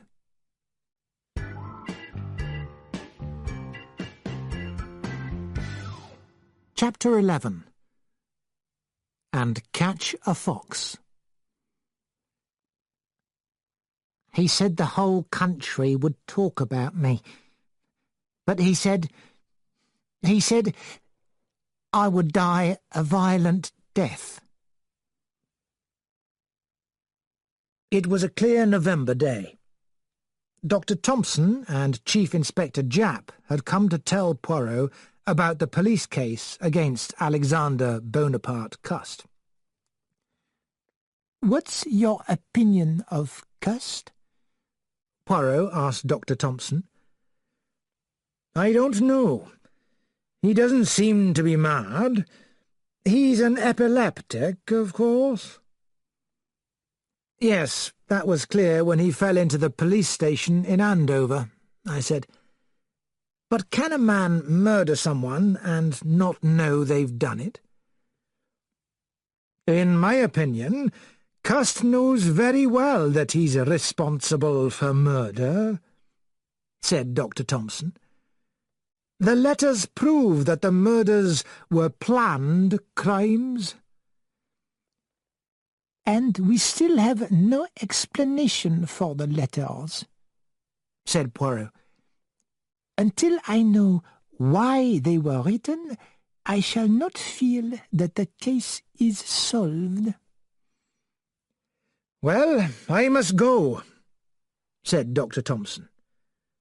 He went out. Japp stayed. So, Cust has an alibi for the Bexhill murder, said Poirot. Yes, said the inspector. And his alibi is very strong. A man called Strange has told us that he met Cust in the White Cross Hotel in Eastbourne on the evening of the 24th of July. After dinner, he and Cust played cards. Cust played very well. They played cards until midnight and separated at 10 minutes past midnight. So, if Cust was in a hotel in Eastbourne at that time, he couldn't strangle Betty Barnard on the beach at Bexhill between midnight and 1 o'clock. Eastbourne is about 22 kilometres away from Bexhill, and it would take some time for him to get there. It is a problem, yes, said Poirot. We know that Cust carried out the Doncaster murder, the coat with the blood, the knife, that's certain. He carried out the Churston murder. He carried out the Andover murder, so he also did the Bexhill murder, but I don't understand how. Tell me, Hastings, said Poirot after Japp had gone. Do you think the case is finished? Well, yes, we've got the man, and we've got most of the facts. Poirot shook his head. But until we know all about the man, the mystery is as deep as ever. And we know nothing at all. We know where he was born. We know that he fought in the war and was hit on the head. We know that he left the army because he is an epileptic. We know that he rented a room from Mrs. Marbury. We know that he is very quiet and shy, the kind of man that nobody notices. We know that he planned and carried out several very clever murders. We know that he made some stupid mistakes. We know that he killed without pity. We know that he did not want anyone else to suffer for his crimes. Do you not see, Hastings, that a man is like two different people? All the time I have tried to get to know the murderer. And now I realize, Hastings, that I do not know him at all. I am quite confused. Why did he carry out these murders? Why did he choose those people? Alphabetically, I began. Was Betty Barnard the only person in Bexhill whose name began with a B? Betty Barnard. I had an idea there. It ought to be true. It must be true. But if it is... He was silent for some time. I didn't like to interrupt him, and I believe I fell asleep. Suddenly I woke to find Poirot's hand on my shoulder. "Mon cher Hastings," he said, "always you help me. You bring me luck." I was quite confused. "How have I helped you this time?" I asked. "I remembered something that you said. It makes everything very clear. I see the answers to all my questions. The reason for Mrs. Asher, the reason for Sir Carmichael Clark, the reason for the Doncaster murder, and finally, very important, the reason for Hercule Poirot. But first, I need a little more information from our special legion. And then, when I have got an answer to one of my questions, I will go and see ABC. We will face each other at last. ABC and Hercule Poirot, the enemies. And then we will talk." "What do you expect Cust to tell you?" I asked. Hercule Poirot smiled. "A lie," he said. "And from the lie I shall know the truth." During the next few days, Poirot was very busy. He was mysteriously absent for a lot of the time. He talked very little and refused to answer any of my questions. But towards the end of the week, he said he intended to visit Bexhill. He suggested that I should come with him, and I agreed enthusiastically. The members of our special legion were also invited. Poirot first visited Mr. and Mrs. Barnard, and asked them when exactly Cust had come to their door and what he had said. Then he went to the hotel where Cust had stayed and asked for a detailed description of Cust. Next, he went to the beach, to the place where Betty Barnard's body had been discovered. He studied the ground carefully. He then walked from the beach to the nearest place where a car could be parked. From there, he went to the place where the Eastbourne buses waited before leaving Bexhill. Finally, he took us all to the Orange Cat Cafe, where the fat waitress, Millie Higley, served us tea. "I have finished in Bexhill," said Poirot. "I will go to Eastbourne. I need to ask one question there. It is not necessary for you all to come with me, but come back to the hotel and let us have a drink. That tea was horrible." As we were having our drinks, Franklin Clark said, "I suppose we can guess what you're trying to do. You're trying to prove that Cust's alibi is false. You seem very pleased, but I don't know why. You haven't got a new fact of any kind." "No, that is true," said Poirot. Then he continued, "My friend Hastings told me once that he had, as a young man, played a game called The Truth. Everyone was asked 3 questions. They had to promise to answer 2 questions truthfully." He paused. "Eh bien, I want to play that game. But one will be enough. 1 question to each of you." "Of course," said Clark impatiently.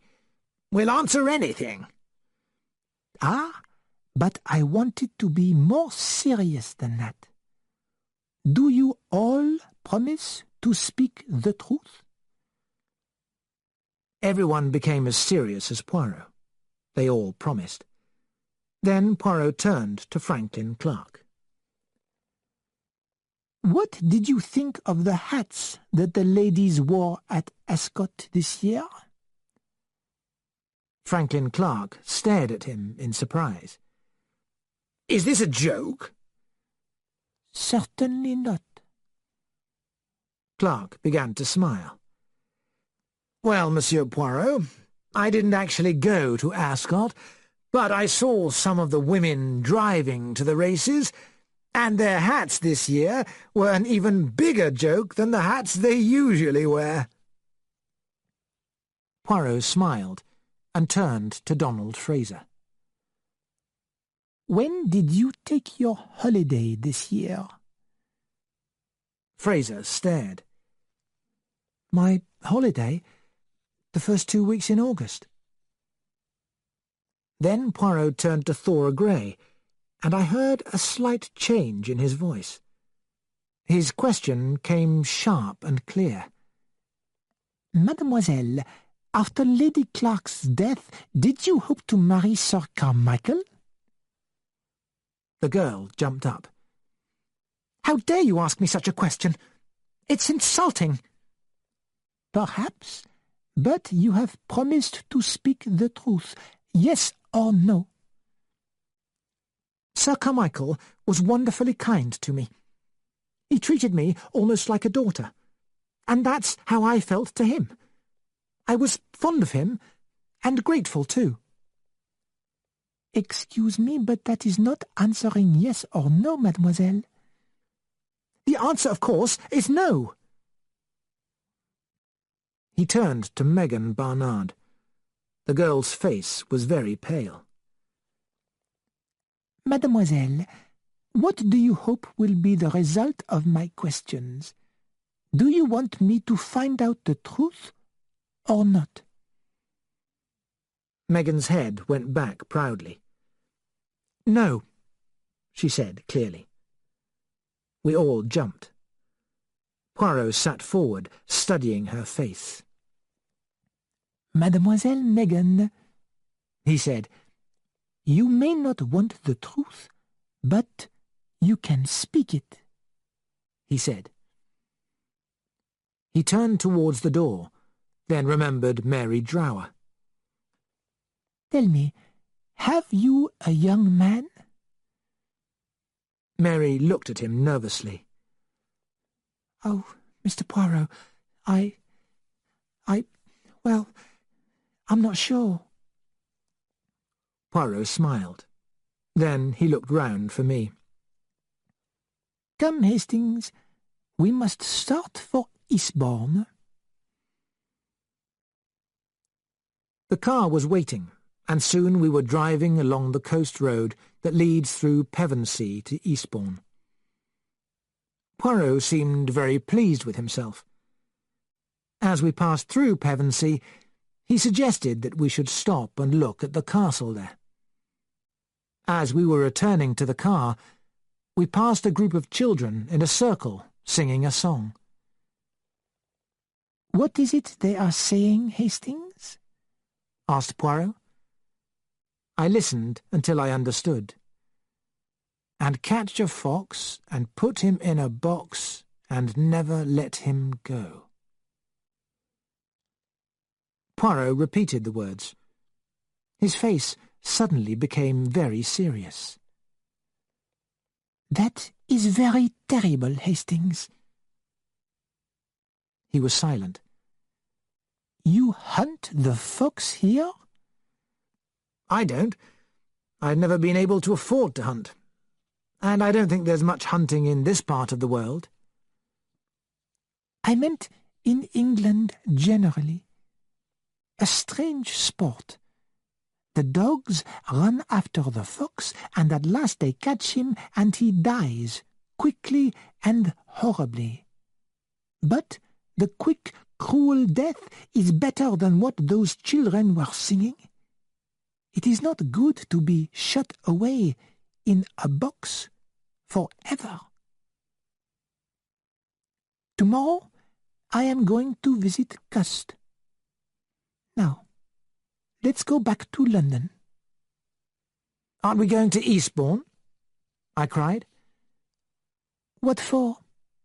I know quite enough now. I was not present at the interview between Poirot and that strange man, Alexander Bonaparte Cust.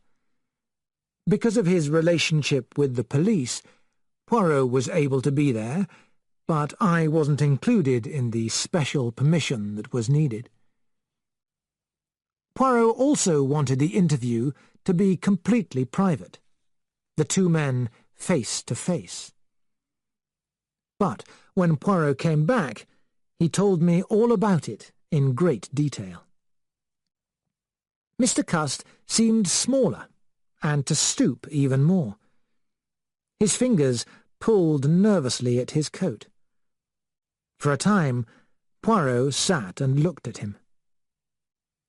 At last he said gently, "Do you know who I am?" Mr. Cust shook his head. No, I don't. Or are you from Mr. Maynard, from his law office?" He was polite, but didn't seem very interested.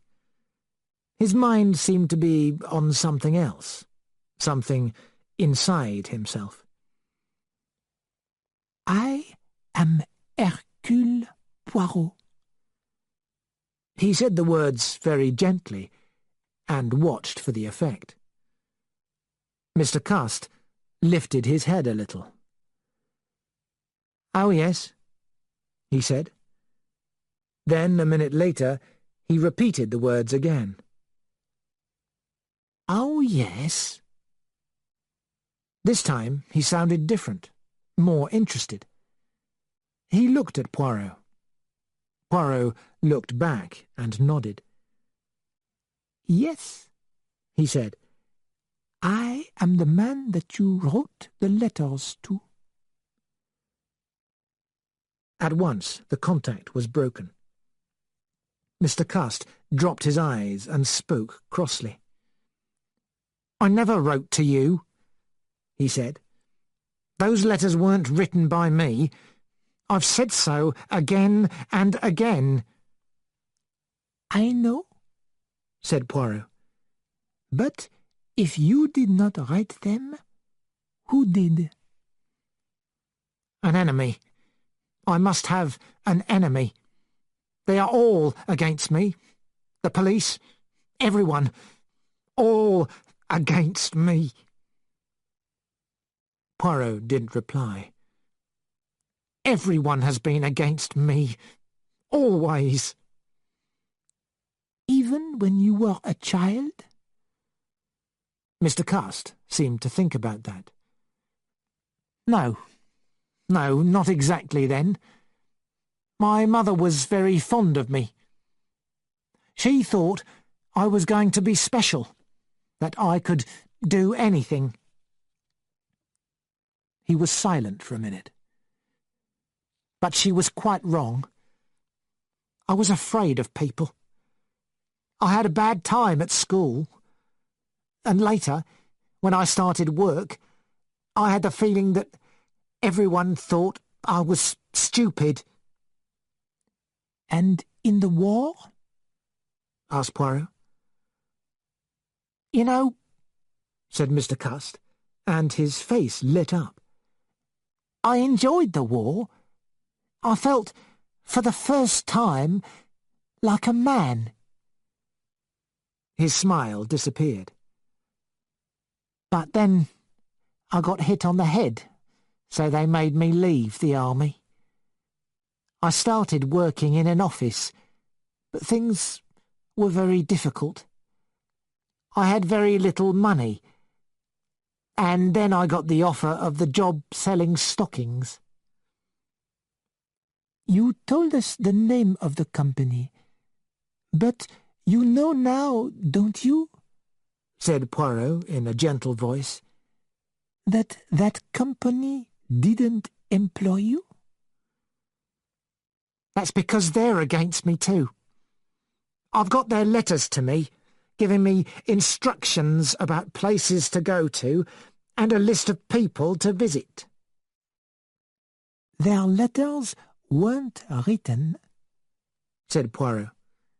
"They were typed. All those letters were typed on the machine which was found in your room. So it seems that you typed them yourself and posted them to yourself." No, said Mr. Cust. "It's because they're all against me." "And the ABCs that were found in the cupboard?" "I know nothing about them. I thought they were stockings." "Why did you put a mark by the name of Mrs. Asher in that first list of people in Andover?" "Because I decided to visit her first. One must begin somewhere. But I didn't murder her. I'm completely innocent. It's all a mistake. Look at that second crime, the Bexhill one. I was playing cards in Eastbourne." "You play cards very well, I believe," said Poirot. Well, I believe I do. You'd be surprised how a game of cards can bring strangers together. I remember one man.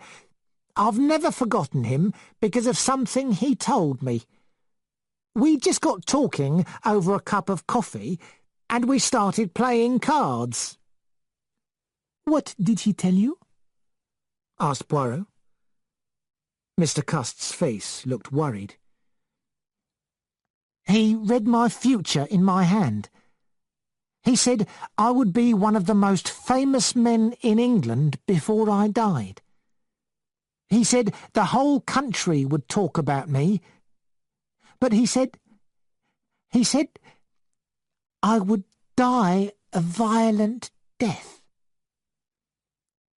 He was silent suddenly.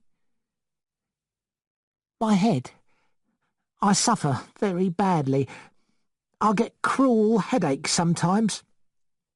And then there are times when I don't know—" He stopped. "But you do know, don't you?" Poirot said. "That you carried out the murders?" Mr. Cust looked up. He looked strangely at peace. "Yes," he said. "I know." "But I am right, am I not? You don't know why you carried them out?" Mr. Cust shook his head. "No," he said. "I don't."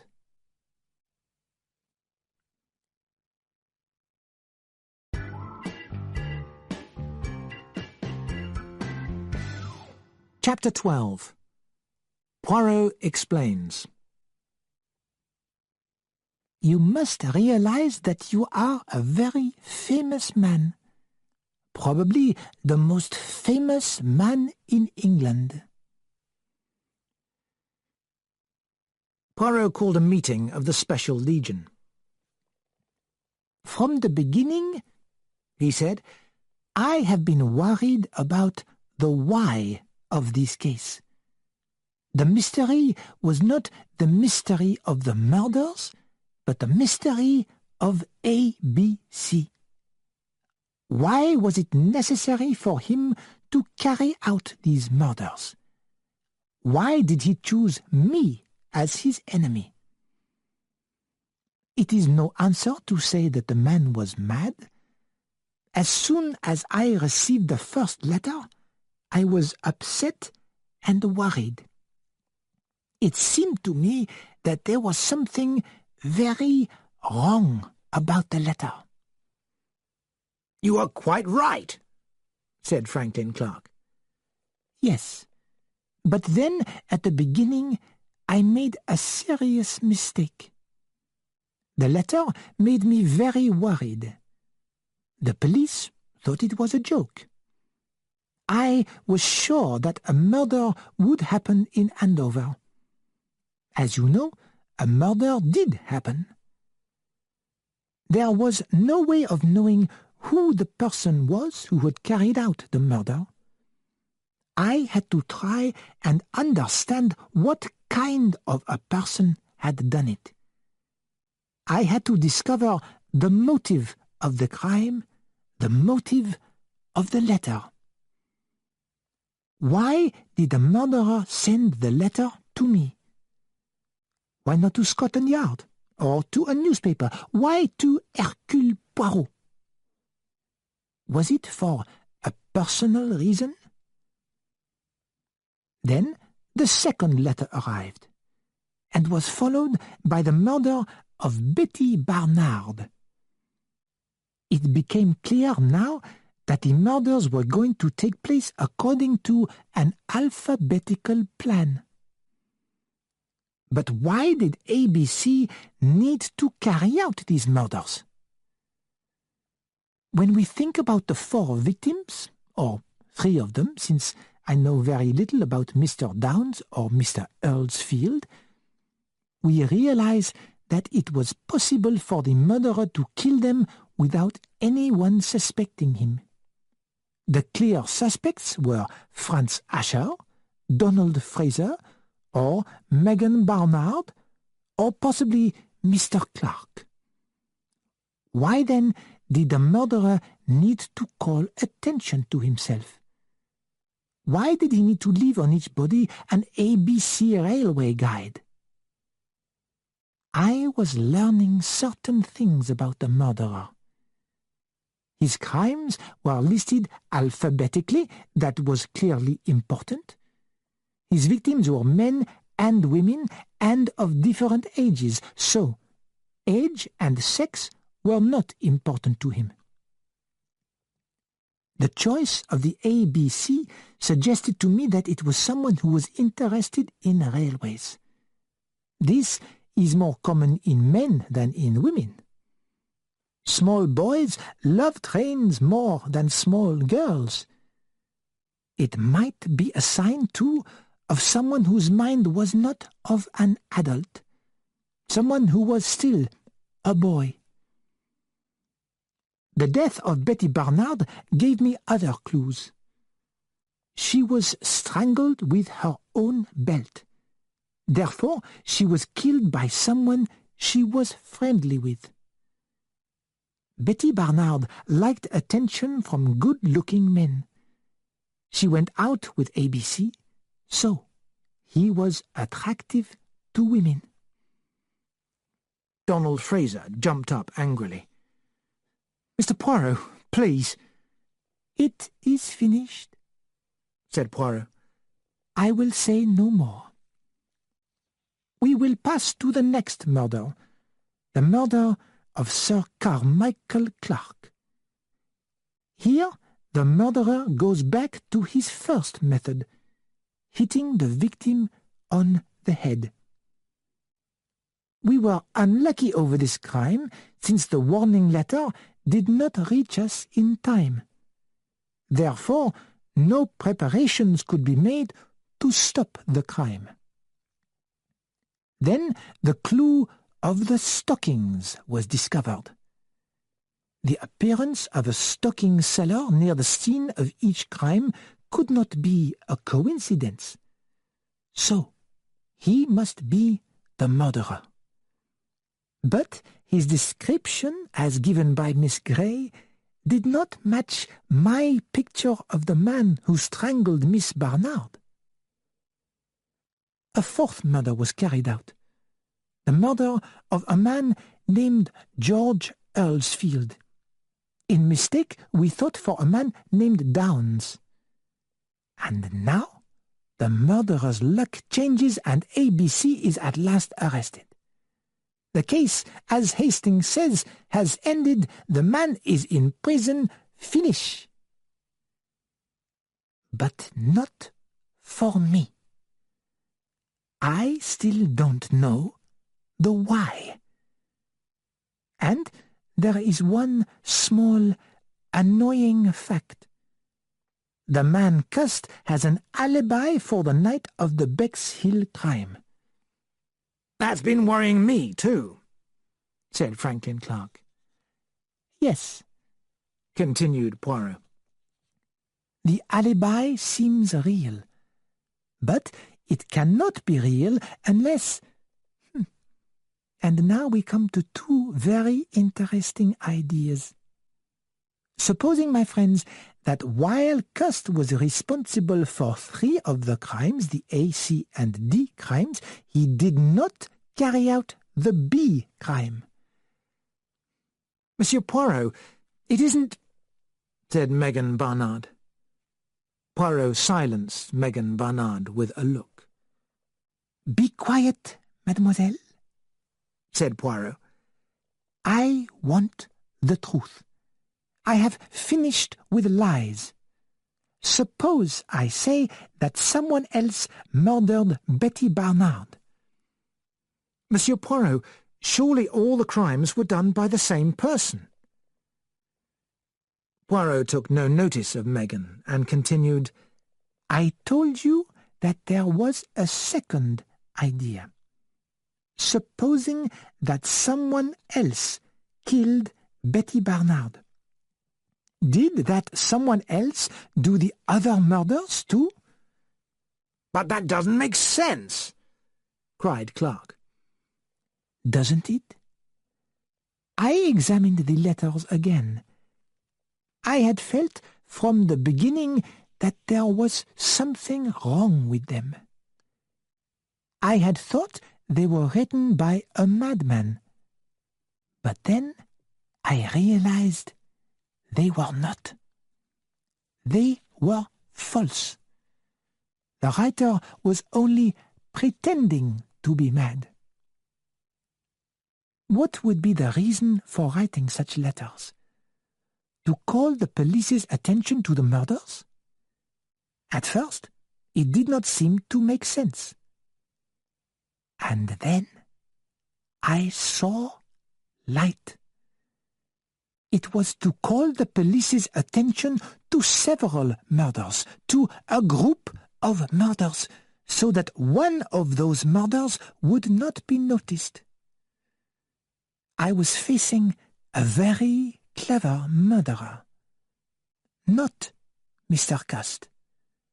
I was facing a very different kind of man, a man who enjoyed behaving like a boy. Remember the schoolboy-like letters and the railway guide? And who was attractive to women. A man who played an important part in one of the crimes. I thought all about the crimes again. The Andover crime? The most likely suspect was Franz Asher, but I could not imagine that Asher could invent and carry out such a complicated plan. The Bexhill crime. Donald Fraser was clever and had ability, but his motive for killing his girlfriend could only be jealousy. It was very unlikely that such a crime would be planned. We now come to the Churston crime. Sir Carmichael Clark was a very rich man.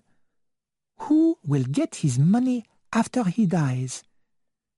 His wife, who is dying, and then it goes to his brother, Franklin. Poirot turned slowly round and looked at Franklin Clark. I was quite sure then. ABC and the Franklin Clark were the same person. Franklin Clark is attractive to women. He could easily make a girl in a cafe go out with him. He enjoys making lists. He made a list here one day. And finally, his boyish behavior. Lady Clark told us about that. I was quite sure in my own mind. The writer of the letters and the murderer was Franklin Clark. Franklin Clark started to laugh. And what about our friend Cust? What about the blood on his coat? And the knife he hid? He may say he didn't do the crimes. "You are quite wrong," said Poirot. "He says he did do the murders. He believes himself to be guilty. But as soon as I saw him, I knew he could not be guilty. He is not clever enough. No, there were two people who played a part in these crimes, the real murderer, clever and daring, and the false murderer, weak and stupid. I think you had the idea when you first met Mr. Cust in a coffee shop. You were thinking about murdering your brother. You showed me a letter your brother had written to you. In it he showed how fond he was of Miss Thora Grey. You were afraid that when Lady Clark died, your brother might marry Miss Grey and have children. Then you would not get any of his money. Your meeting with Mr. Cust gave you an idea. His strange names, his epilepsy, and his weak character made him the tool that you were looking for. The whole alphabetical plan jumped into your mind. You contacted a company that made stockings and asked for a large number of stockings to be sent to Cust. You sent him a number of ABC railway guides. You wrote a letter to him, pretending that it came from the stocking company and offering him good pay for selling stockings. You made your plans so well that you typed all the letters that were sent later. Then you gave him the machine on which they were typed. You found two victims whose names began with A and B. You sent a list of customers in the Andover area to Cust, telling him to go there on a certain date. Mrs. Asher's name was on the list. You sent the first ABC letter to me. Then you went to Andover and killed Mrs. Asher. For the second murder, you probably killed Betty Barnard before midnight on the 24th. We now come to murder number 3, the important murder for you. And here I must thank Hastings. He suggested that the third letter was sent to the wrong address on purpose. And he was right. I had wondered, why were the letters addressed to Hercule Poirot, a private detective, and not to the police? You wanted one of the letters to get lost and reach us too late. But a letter to Scotland Yard could not get lost, so you sent it to a private address. You wanted the police to find out about it only when the murder was safely done. Your brother's nightly walk gave you the opportunity. And everyone was thinking about ABC. Nobody thought that you might be guilty. After your brother's murder, your purpose was finished. You wanted Mr. Cust to be arrested as the murderer, but nobody had noticed him. So you decided that one more murder was necessary. You chose Doncaster as the scene of your next crime. Everything was made very public in the newspapers. You gave instructions to Mr. Cust to go to Doncaster.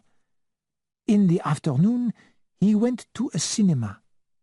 You were there too. You stabbed a man and put the ABC railway guide under his feet. When Mr. Cust left, you followed him and put the bloody knife in his coat pocket. And now, my friends, let us imagine how Mr. Cust thought about all this. The Andover crime means nothing to him. He is shocked and surprised by the Bexhill crime. he was there at about the same time. Then comes the Churston crime.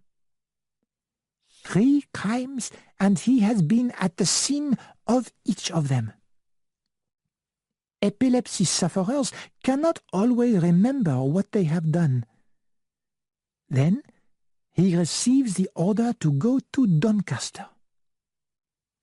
Doncaster. And the next ABC crime will be in Doncaster. He becomes afraid and tells people he is going to Cheltenham.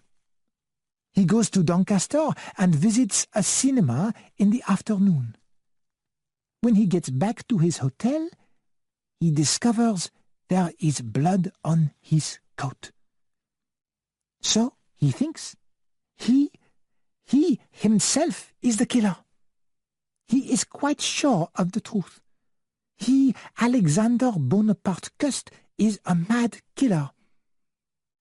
He behaves like a hunted animal. He goes back to his rented room in London. He has the knife with him still. He hides it behind the coat stand. Then he is warned that the police are coming. They know. I don't know why he went to Andover. Maybe he wanted to look at the place of the crime, although he could remember nothing about it. He has no money left. He is very tired. He goes to a police station. When I saw him, I knew at once that he was not the murderer, and that my name meant nothing to him. I knew that he thought he was the murderer. "Your idea," said Franklin Clark, "is completely mad." "No, Mr. Clark. I found the stick which you used in the Andover and Churston murders in a cupboard at Churston. An ordinary stick with a thick handle. 2 people from the cinema in Doncaster recognized your photograph. Millie Higley, the waitress at Bexhill, remembered you. And you left a fingerprint on Cust's typewriter." Clark sat silently for a minute. Then he said, "You win, Monsieur Poirot."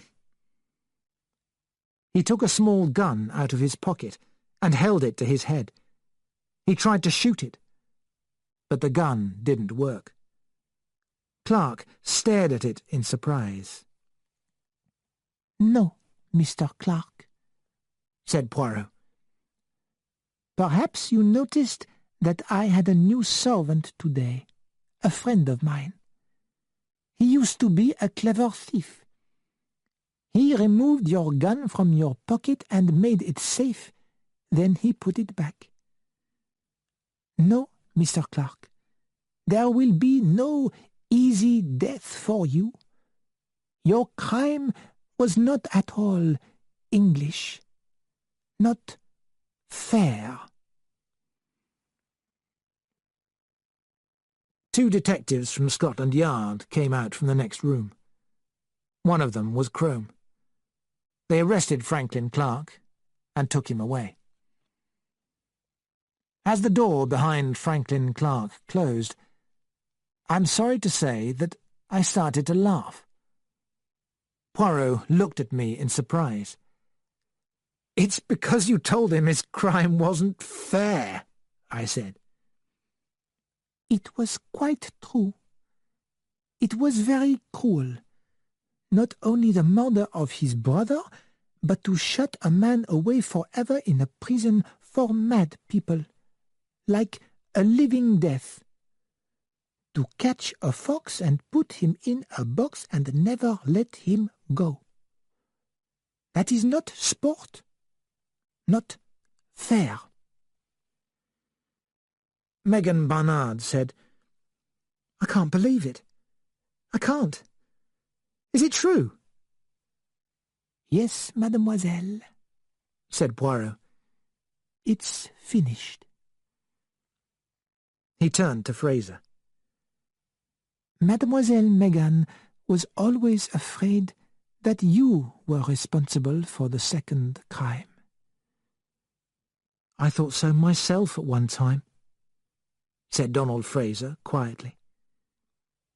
Because of your dream? Your dream has a very natural explanation. In it, you find that one sister is being replaced by the other. Mademoiselle Megan is taking the place of her sister in your heart. But you feel guilty, so you try to kill the thought. Do not be afraid to forget, said Poirot gently. Mademoiselle Megan is very special. She has a wonderful heart. Donald Fraser's eyes lit up. I believe you're right, he said. We all crowded round Poirot, asking questions.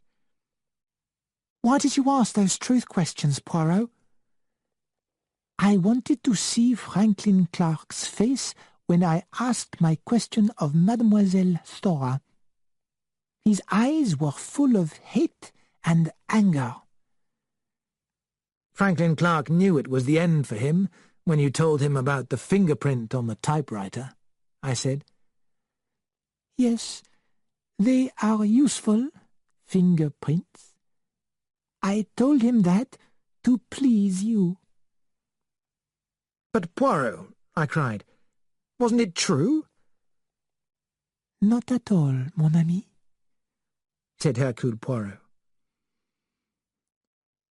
A few days later, we had a visit from Mr. Alexander Bonaparte Cust. He shook Poirot's hand and said, "Do you know, a newspaper has actually offered me £100 if I tell them about my life. I really don't know what to do about it."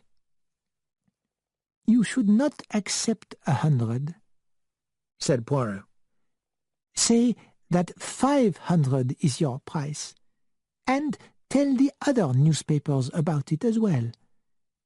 You must realize that you are a very famous man, probably the most famous man in England. Mr. Cust looked very happy. "Do you know, I believe you're right, Monsieur Poirot," said Mr. Cust. "The money will be nice, very nice. I'll have a little holiday. And then I want to give a nice wedding present to Lily Marbury. Really, a dear girl." You are quite right, said Poirot.